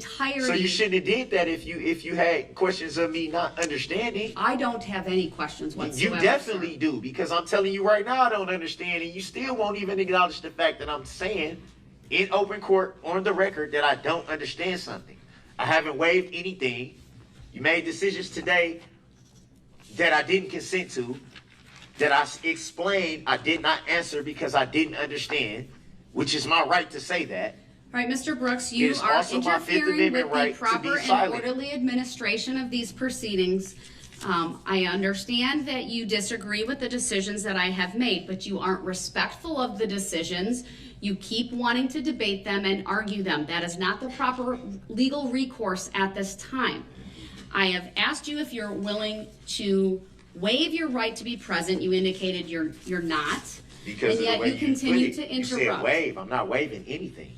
Then that's why you're here until I make a finding that you, by your conduct, are forfeiting your right to be present. Well, make the finding and kick me out. Make the finding and hold me in contempt, which is what you're waiting to do anyway. That's why that courtroom been set up the way it has for the whole time, because at some point it's anticipated that I will be over there. Which is not impartial and which is biased. It's judicial misconduct. I stated from the beginning, sir, that the goals of this trial. So you reading from the paper, or are you reading, or are you just citing what you know? Number one, sir, is during the evidentiary phase of this was to control the presentation of evidence so as to ensure fairness and reliability of the criminal trial process. And I offered evidence that you didn't allow. Developing relevant facts upon which a determination of guilt or innocence can be made. What is sometimes referred to in the case law as the ascertainment of truth. There's an equal but secondary purpose related to efficiency and effectiveness. That has been my repeated use of 906.11 is what that would fall under. There's a third goal of everything that I've done here, and that is the courtesy and decorum in this courtroom, what I've sometimes referred to as civility. Of course, there are other goals as well, including protecting your rights, protecting the record, protecting the jurors.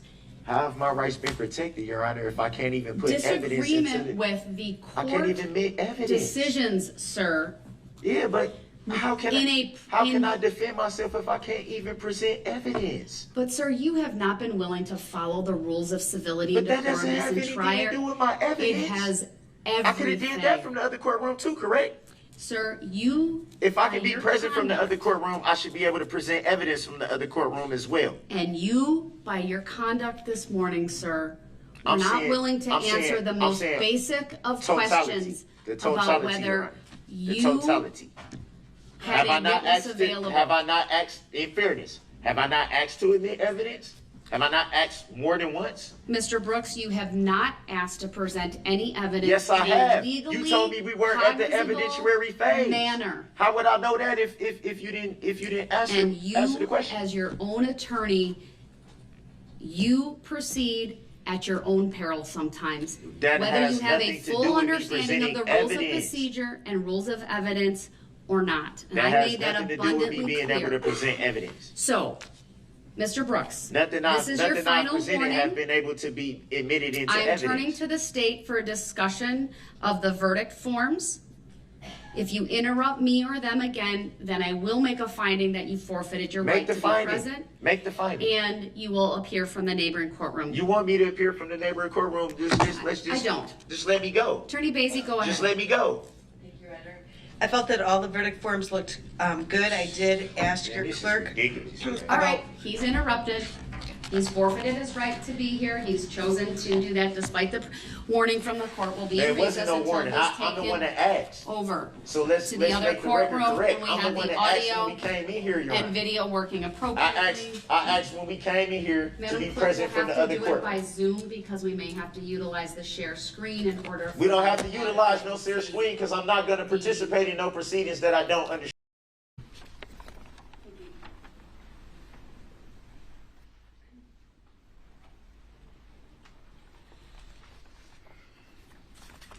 Thank the court for this opportunity. I am Bill Mitchell, formerly known as Victim ZZ. To you, Mr. Brooks, I'm charge 52.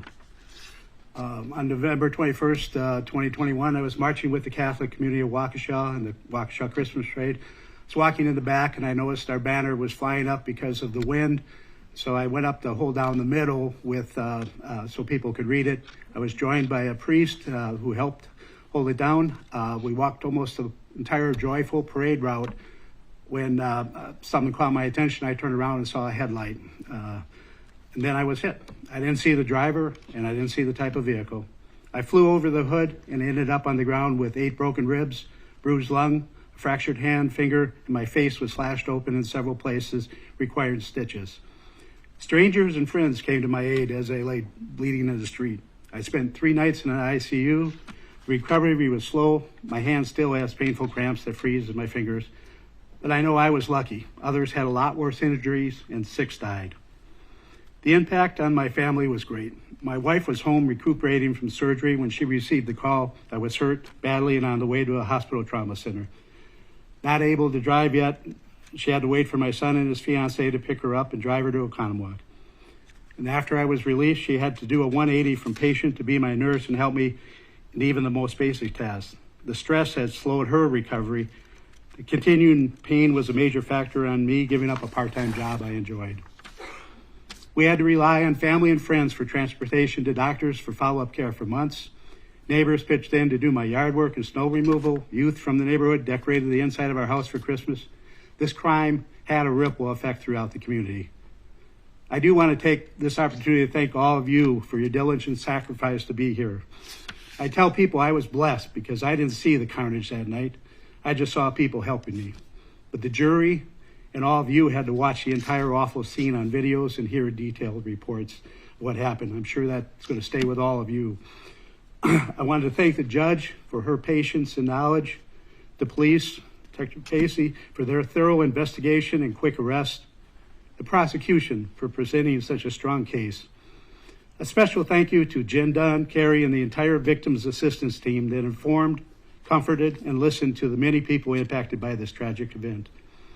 Finally, I can't bring myself to thank the defendant, but the response to the evil act he did shined a spotlight on how strong, supportive, and loving community we live in.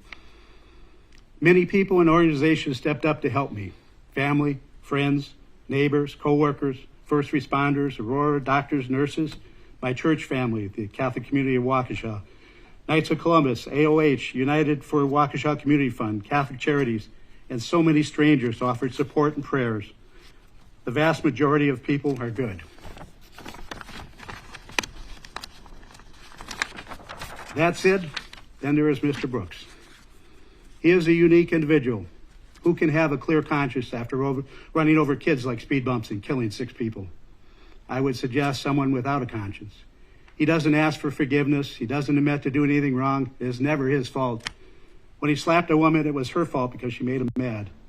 I believe if he made it home that night with the red SUV, he would have told his mom the damage wasn't his fault.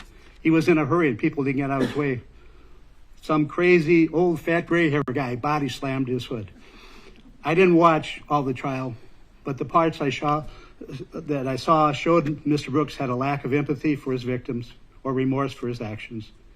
The only regrets he seemed to have is that he was caught and the impact on his own life. Free, he would probably not drive through another parade, but chances are someone so self-centered as Mr. Brooks will hurt other people again.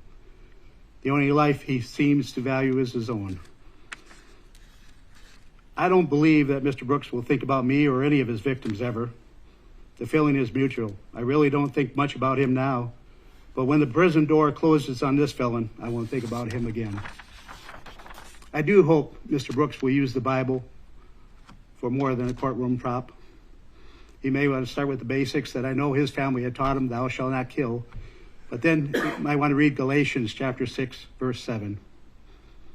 Your Honor, I hope you give him the time to read and study the Bible. Mr. Brooks did everything he could to try to make the trial a circus. It is not a circus. It's not even about Mr. Brooks. Today, the court will hear what the trial is about, the victims. And as former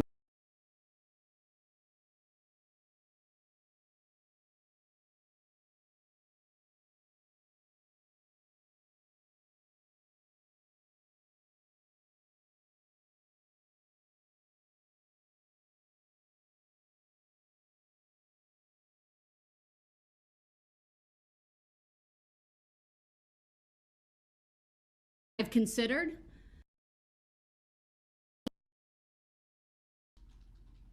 perhaps there are intersections. And I have confirmed that there are 76 signed verdicts and 76 unsigned verdicts, which would be what I would expect. All right, I will read each one into the record.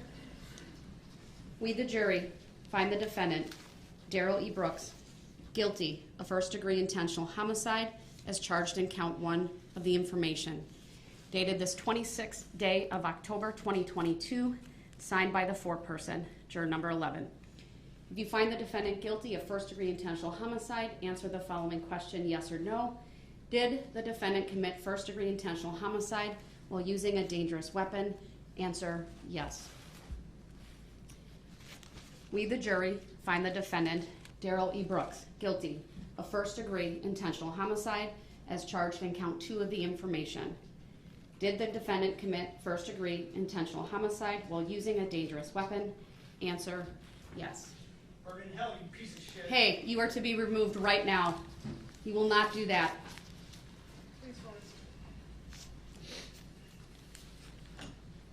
We, the jury, find the defendant, Darrell E. Brooks, guilty of first-degree intentional homicide as charged in count 3 of the information. And I should state as to count 2, it was signed and dated by the foreperson, same as to count 3. Did the defendant commit first-degree intentional homicide while using a dangerous weapon? Answer, yes. We, the jury, find the defendant, Darrell E. Brooks, guilty of first-degree intentional homicide as charged in count 4 of the information. Dated this 26th day of October 2022, signed by the foreperson. Did the defendant commit first-degree intentional homicide while using a dangerous weapon? Answer, yes. We, the jury, find the defendant, Darrell E. Brooks, guilty of first-degree intentional homicide as charged in count 5 of the information, dated today's date and signed by the foreperson. Did the defendant commit first-degree intentional homicide while using a dangerous weapon? Answer, yes. We, the jury, find the defendant, Darrell E. Brooks, guilty of first-degree intentional homicide as charged in count 6 of the information, dated today's date, signed by the foreperson. Did the defendant commit first-degree intentional homicide while using a dangerous weapon? Answer, yes. We, the jury, find the defendant, Darrell E. Brooks, guilty of first-degree recklessly endangering safety as charged in count 7 of the information, dated today's date and signed by the foreperson. Did the defendant commit first-degree recklessly endangering safety while using a dangerous weapon? Answer, yes. We, the jury, find the defendant, Darrell E. Brooks, guilty of first-degree recklessly endangering safety as charged in count 8 of the information, dated today's date and signed by the foreperson. Did the defendant commit first-degree recklessly endangering safety while using a dangerous weapon? Answer, yes. We, the jury, find the defendant, Darrell E. Brooks, guilty of first-degree recklessly endangering safety as charged in count 9 of the information, dated today's date, signed by the foreperson. Did the defendant commit first-degree recklessly endangering safety while using a dangerous weapon? Answer, yes. We, the jury, find the defendant, Darrell E. Brooks, guilty of first-degree recklessly endangering safety as charged in count 10 of the information, dated today's date and signed by the foreperson. Did the defendant commit first-degree recklessly endangering safety while using a dangerous weapon? Answer, yes. We, the jury, find the defendant, Darrell E. Brooks, guilty of first-degree recklessly endangering safety as charged in count 11 of the information, dated today's date, signed by the foreperson. Did the defendant commit first-degree recklessly endangering safety while using a dangerous weapon? Yes. We, the jury, find the defendant, Darrell E. Brooks, guilty of first-degree recklessly endangering safety as charged in count 12 of the information, dated today's date, signed by the foreperson. Did the defendant commit first-degree recklessly endangering safety while using a dangerous weapon? Answer, yes. We, the jury, find the defendant, Darrell E. Brooks, guilty of first-degree recklessly endangering safety as charged in count 13 of the information, dated today's date, signed by the foreperson. Did the defendant commit first-degree recklessly endangering safety while using a dangerous weapon? Answer, yes. We, the jury, find the defendant, Darrell E. Brooks, guilty of first-degree recklessly endangering safety as charged in count 14 of the information, dated today's date, signed by the foreperson. Did the defendant commit first-degree recklessly endangering safety while using a dangerous weapon? Answer, yes. We, the jury, find the defendant, Darrell E. Brooks, guilty of first-degree recklessly endangering safety as charged in count 15 of the information, dated today's date, signed by the foreperson. Did the defendant commit first-degree recklessly endangering safety while using a dangerous weapon? Answer, yes. We, the jury, find the defendant, Darrell E. Brooks, guilty of first-degree recklessly endangering safety as charged in count 16 of the information, dated today's date, signed by the foreperson. Did the defendant commit first-degree recklessly endangering safety while using a dangerous weapon? Answer, yes. We, the jury, find the defendant guilty of first-degree recklessly endangering safety as charged in count 17 of the information, dated today's date, signed by the foreperson. Did the defendant commit first-degree recklessly endangering safety while using a dangerous weapon?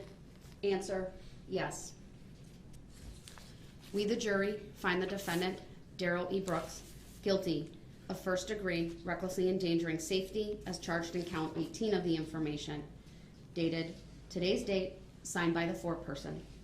Did the defendant commit first-degree recklessly endangering safety while using a dangerous weapon? Answer, yes. We, the jury, find the defendant, Darrell E. Brooks, guilty of first-degree recklessly endangering safety as charged in count 19 of the information, dated today's date, signed by the foreperson. Did the defendant commit first-degree recklessly endangering safety while using a dangerous weapon? Answer, yes. We, the jury, find the defendant, Darrell E. Brooks, guilty of first degree recklessly endangering safety as charged in count 20 of the information, dated today's date, signed by the foreperson. Did the defendant commit first degree recklessly endangering safety while using a dangerous weapon? Answer, yes. We, the jury, find the defendant, Darrell E. Brooks, guilty of first degree recklessly endangering safety as charged in count 21 of the information, dated today's date, signed by the foreperson. Did the defendant commit first degree recklessly endangering safety while using a dangerous weapon? Answer, yes. We, the jury, find the defendant, Darrell E. Brooks, guilty of first degree recklessly endangering safety as charged in count 22 of the information, dated today's date, signed by the foreperson. Did the defendant commit first degree recklessly endangering safety while using a dangerous weapon? Answer, yes. We, the jury, find the defendant, Darrell E. Brooks, guilty of first degree recklessly endangering safety as charged in count 23 of the information, dated today's date, signed by the foreperson. Did the defendant commit first degree recklessly endangering safety while using a dangerous weapon? Answer, yes. We, the jury, find the defendant, Darrell E. Brooks, guilty of first degree recklessly endangering safety as charged in count 24 of the information, dated today's date, signed by the foreperson. Did the defendant commit first degree recklessly endangering safety while using a dangerous weapon? Answer, yes. We, the jury, find the defendant, Darrell E. Brooks, guilty of first degree recklessly endangering safety as charged in count 25 of the information, dated today's date and signed by the foreperson. Did the defendant commit first degree recklessly endangering safety while using a dangerous weapon? Answer, yes. We, the jury, find the defendant, Darrell E. Brooks, guilty of first degree recklessly endangering safety as charged in count 26 of the information, dated today's date, signed by the foreperson. Did the defendant commit first degree recklessly endangering safety while using a dangerous weapon? Answer, yes. We, the jury, find the defendant, Darrell E. Brooks, guilty of first degree recklessly endangering safety as charged in count 27 of the information, dated today's date, signed by the foreperson. Did the defendant commit first degree recklessly endangering safety while using a dangerous weapon? Answer, yes. We, the jury, find the defendant, Darrell E. Brooks, guilty of first degree recklessly endangering safety as charged in count 28 of the information, dated today's date, signed by the foreperson. Did the defendant commit first degree recklessly endangering safety while using a dangerous weapon? Answer, yes. We, the jury, find the defendant, Darrell E. Brooks, guilty of first degree recklessly endangering safety as charged in count 29 of the information, dated today's date, signed by the foreperson. Did the defendant commit first degree recklessly endangering safety while using a dangerous weapon? Answer, yes. We, the jury, find the defendant, Darrell E. Brooks, guilty of first degree recklessly endangering safety as charged in count 30 of the information, dated today's date, signed by the foreperson. Did the defendant commit first degree recklessly endangering safety while using a dangerous weapon? Answer, yes. We, the jury, find the defendant, Darrell E. Brooks, guilty of first degree recklessly endangering safety as charged in count 31 of the information, dated today's date, signed by the foreperson.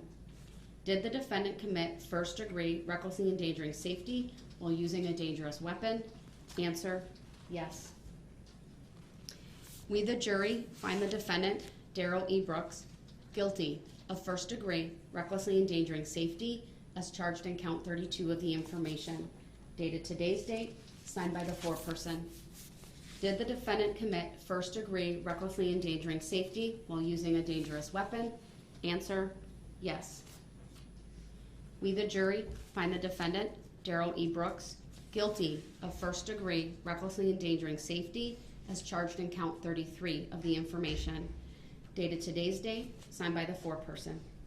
Did the defendant commit first degree recklessly endangering safety while using a dangerous weapon? Answer, yes.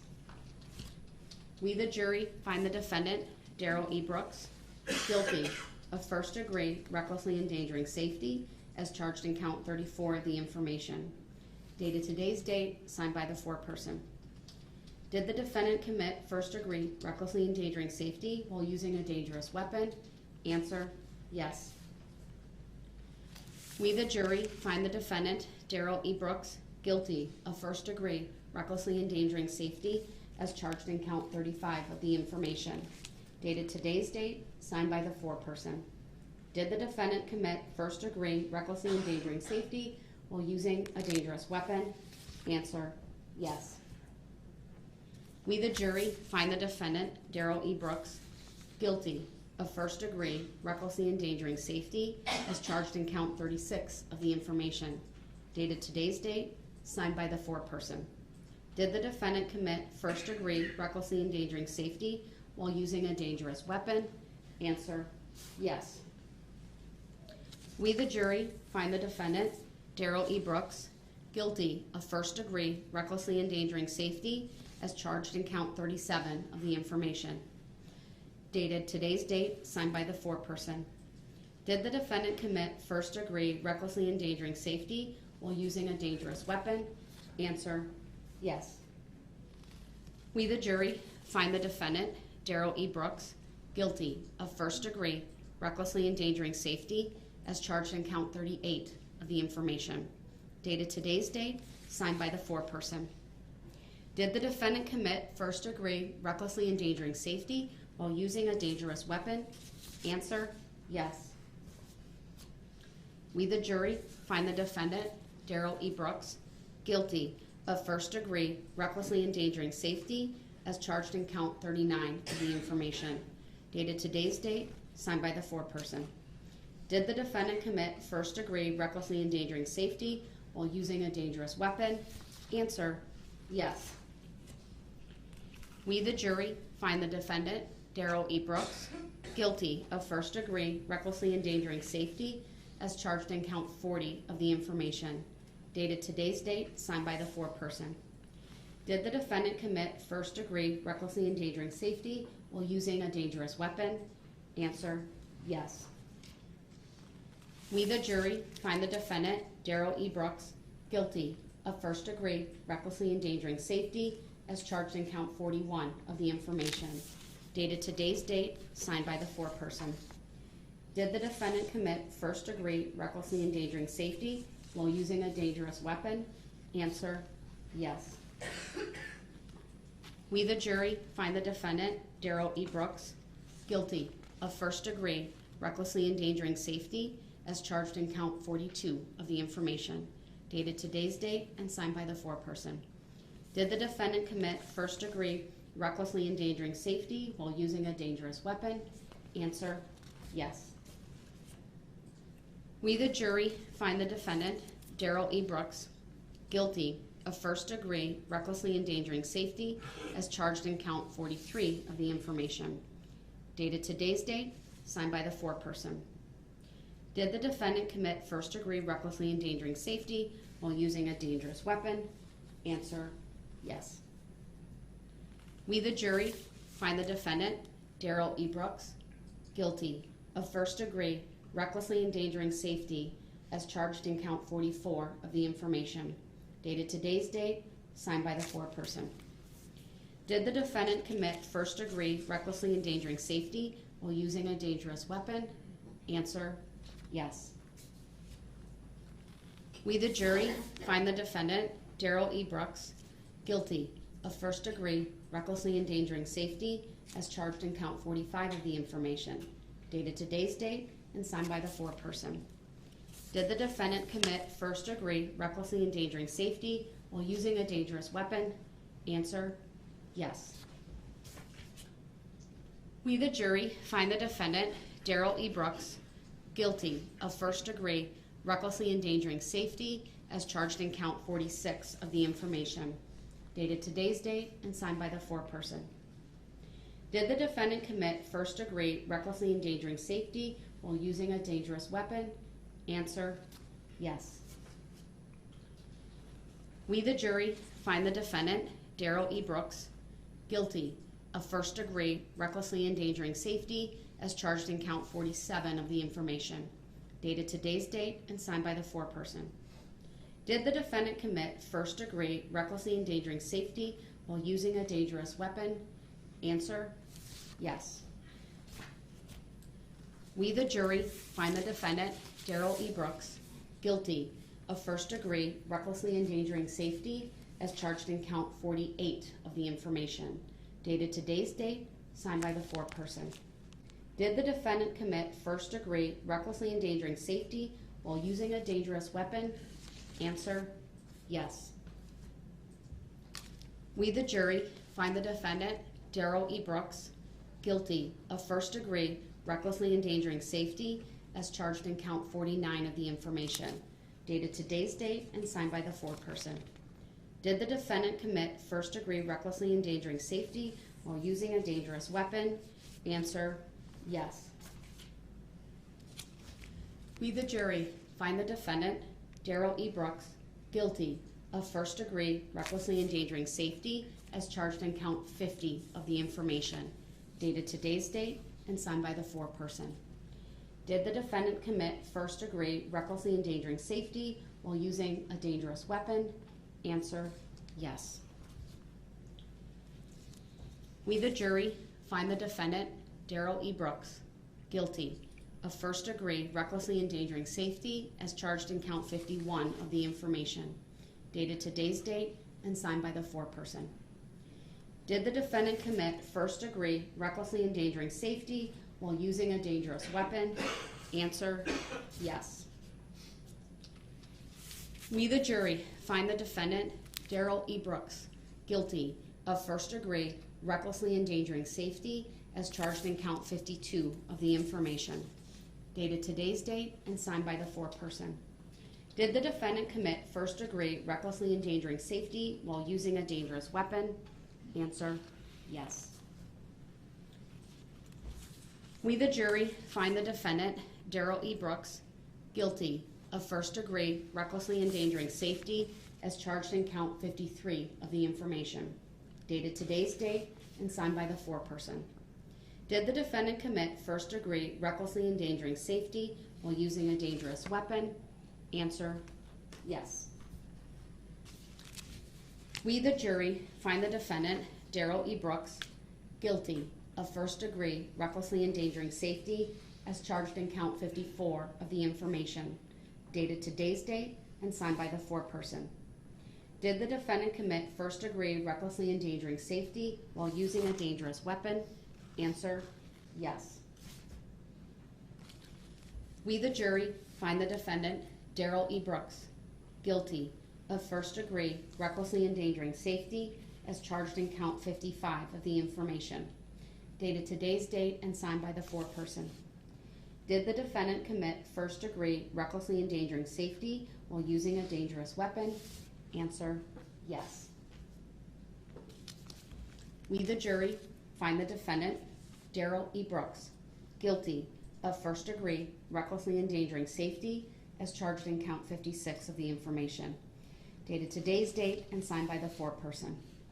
Did the defendant commit first degree recklessly endangering safety while using a dangerous weapon? Answer, yes.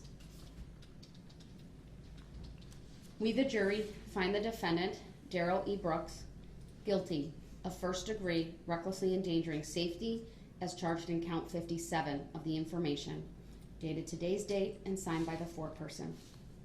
Did the defendant commit first degree recklessly endangering safety while using a dangerous weapon? Answer, yes. We, the jury, find the defendant, Darrell E. Brooks, guilty of first degree recklessly endangering safety as charged in count 58 of the information, dated today's date and signed by the foreperson. Did the defendant commit first degree recklessly endangering safety while using a dangerous weapon? Answer, yes. We, the jury, find the defendant, Darrell E. Brooks, guilty of first degree recklessly endangering safety as charged in count 59 of the information, dated today's date and signed by the foreperson. Did the defendant commit first degree recklessly endangering safety while using a dangerous weapon? Answer, yes. We, the jury, find the defendant, Darrell E. Brooks, guilty of first-degree recklessly endangering safety as charged in count 60 of the information, dated today's date and signed by the foreperson. Did the defendant commit first-degree recklessly endangering safety while using a dangerous weapon? Answer, yes. We, the jury, find the defendant, Darrell E. Brooks, guilty of first-degree recklessly endangering safety as charged in count 61 of the information, dated today's date and signed by the foreperson. Did the defendant commit first-degree recklessly endangering safety while using a dangerous weapon? Answer, yes. We, the jury, find the defendant, Darrell E. Brooks, guilty of first-degree recklessly endangering safety as charged in count 62 of the information, dated today's date and signed by the foreperson. Did the defendant commit first-degree recklessly endangering safety while using a dangerous weapon? Answer, yes. We, the jury, find the defendant, Darrell E. Brooks, guilty of first-degree recklessly endangering safety as charged in count 63 of the information, dated today's date and signed by the foreperson.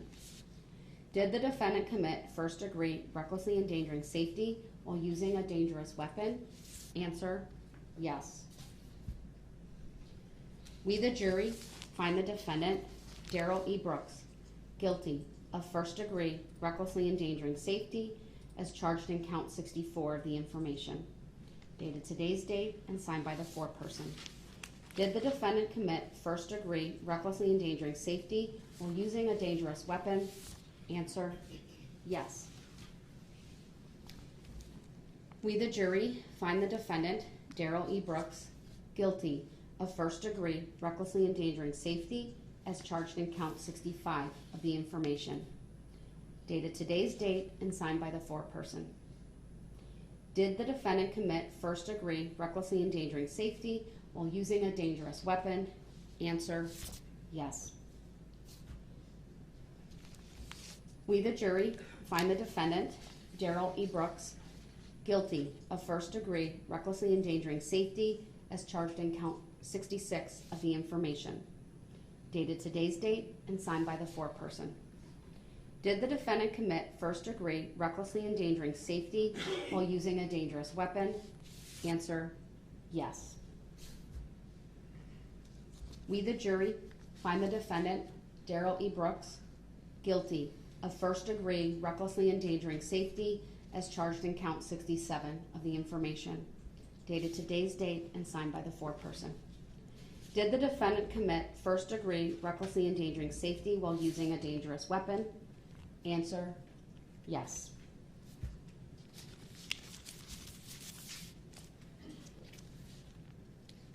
We, the jury, find the defendant, Darrell E. Brooks, guilty of hit and run as charged in count 68 of the information. Did the accident involve death to Virginia Sorensen? Answer, yes. Dated today's date and signed by the foreperson. We, the jury, find the defendant, Darrell E. Brooks, guilty of hit and run as charged in count 69 of the information, dated today's date and signed by the foreperson. Did the accident involve death to Leanna Owen? Answer, yes. We, the jury, find the defendant, Darrell E. Brooks, guilty of hit and run as charged in count 70 of the information, dated today's date and signed by the foreperson. Did the accident involve death to Tamara Durand? Answer, yes. We, the jury, find the defendant, Darrell E. Brooks, guilty of hit and run as charged in count 71 of the information, dated today's date and signed by the foreperson. Did the accident involve death to Jane Kulik? Answer, yes. We, the jury, find the defendant, Darrell E. Brooks, guilty of hit and run as charged in count 72 of the information, dated today's date and signed by the foreperson. Did the accident involve death to Wilhelm Hospital? Answer, yes. We, the jury, find the defendant, Darrell E. Brooks, guilty of hit and run as charged in count 73 of the information, dated today's date and signed by the foreperson.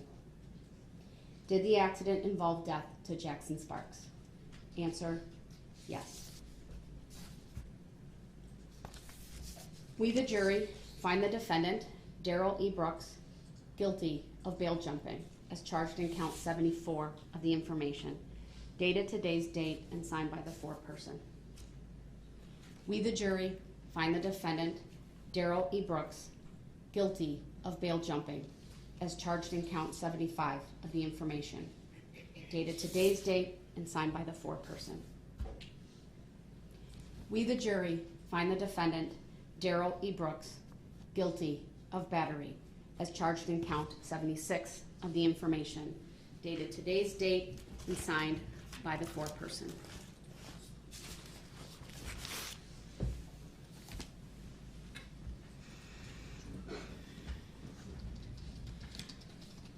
Mr. Brooks, would you like me to poll the jury?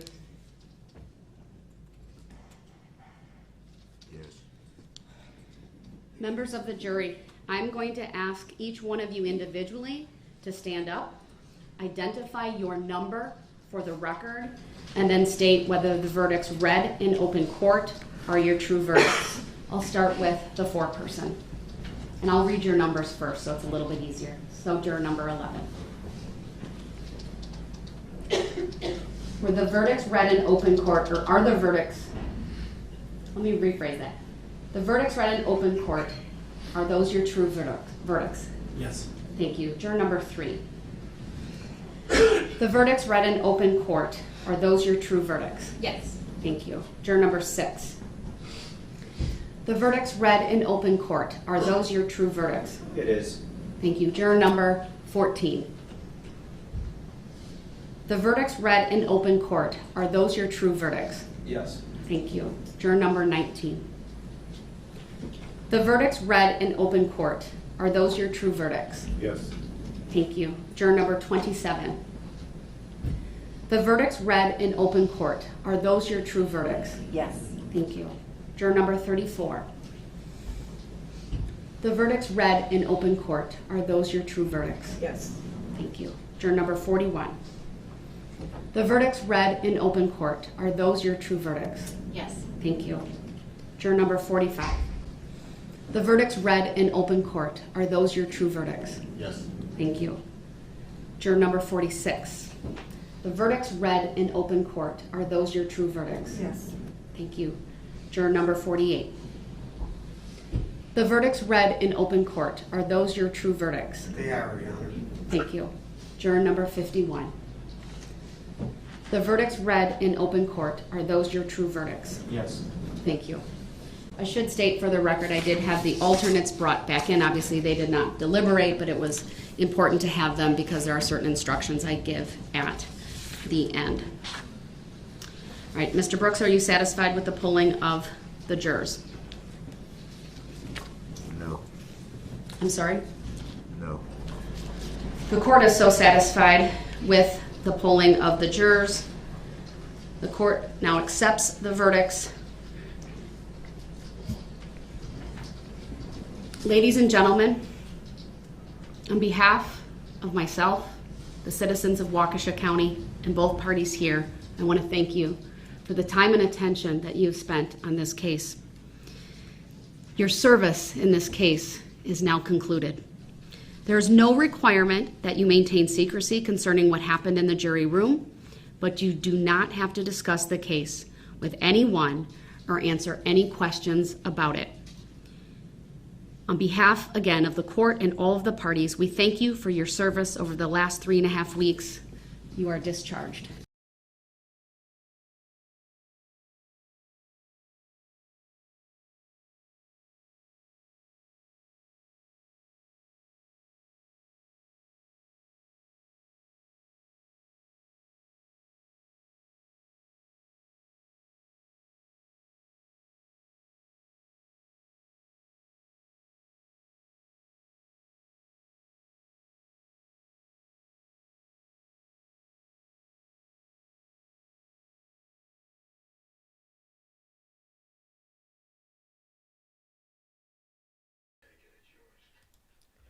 Okay, so that is going to be it for the night with the stream. I thank you all for coming and hanging out with us. We had our grounds Saturday night. All right, and thank you so much, OG. Love this grounds getting me every single time. I want to rewatch this entire trial my own, so I don't take time here. Oh, and G, I really like doing this for the stream. People really enjoy it, and I like doing it with you. And if you like to watch it here, we appreciate it. And thank you so much for enjoying it. I'm glad you like it. And all of y'all have a great weekend and peace.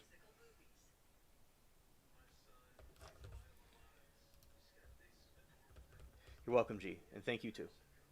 Good night, Fifi and everyone else that might be lurking. All right. And those that were here earlier.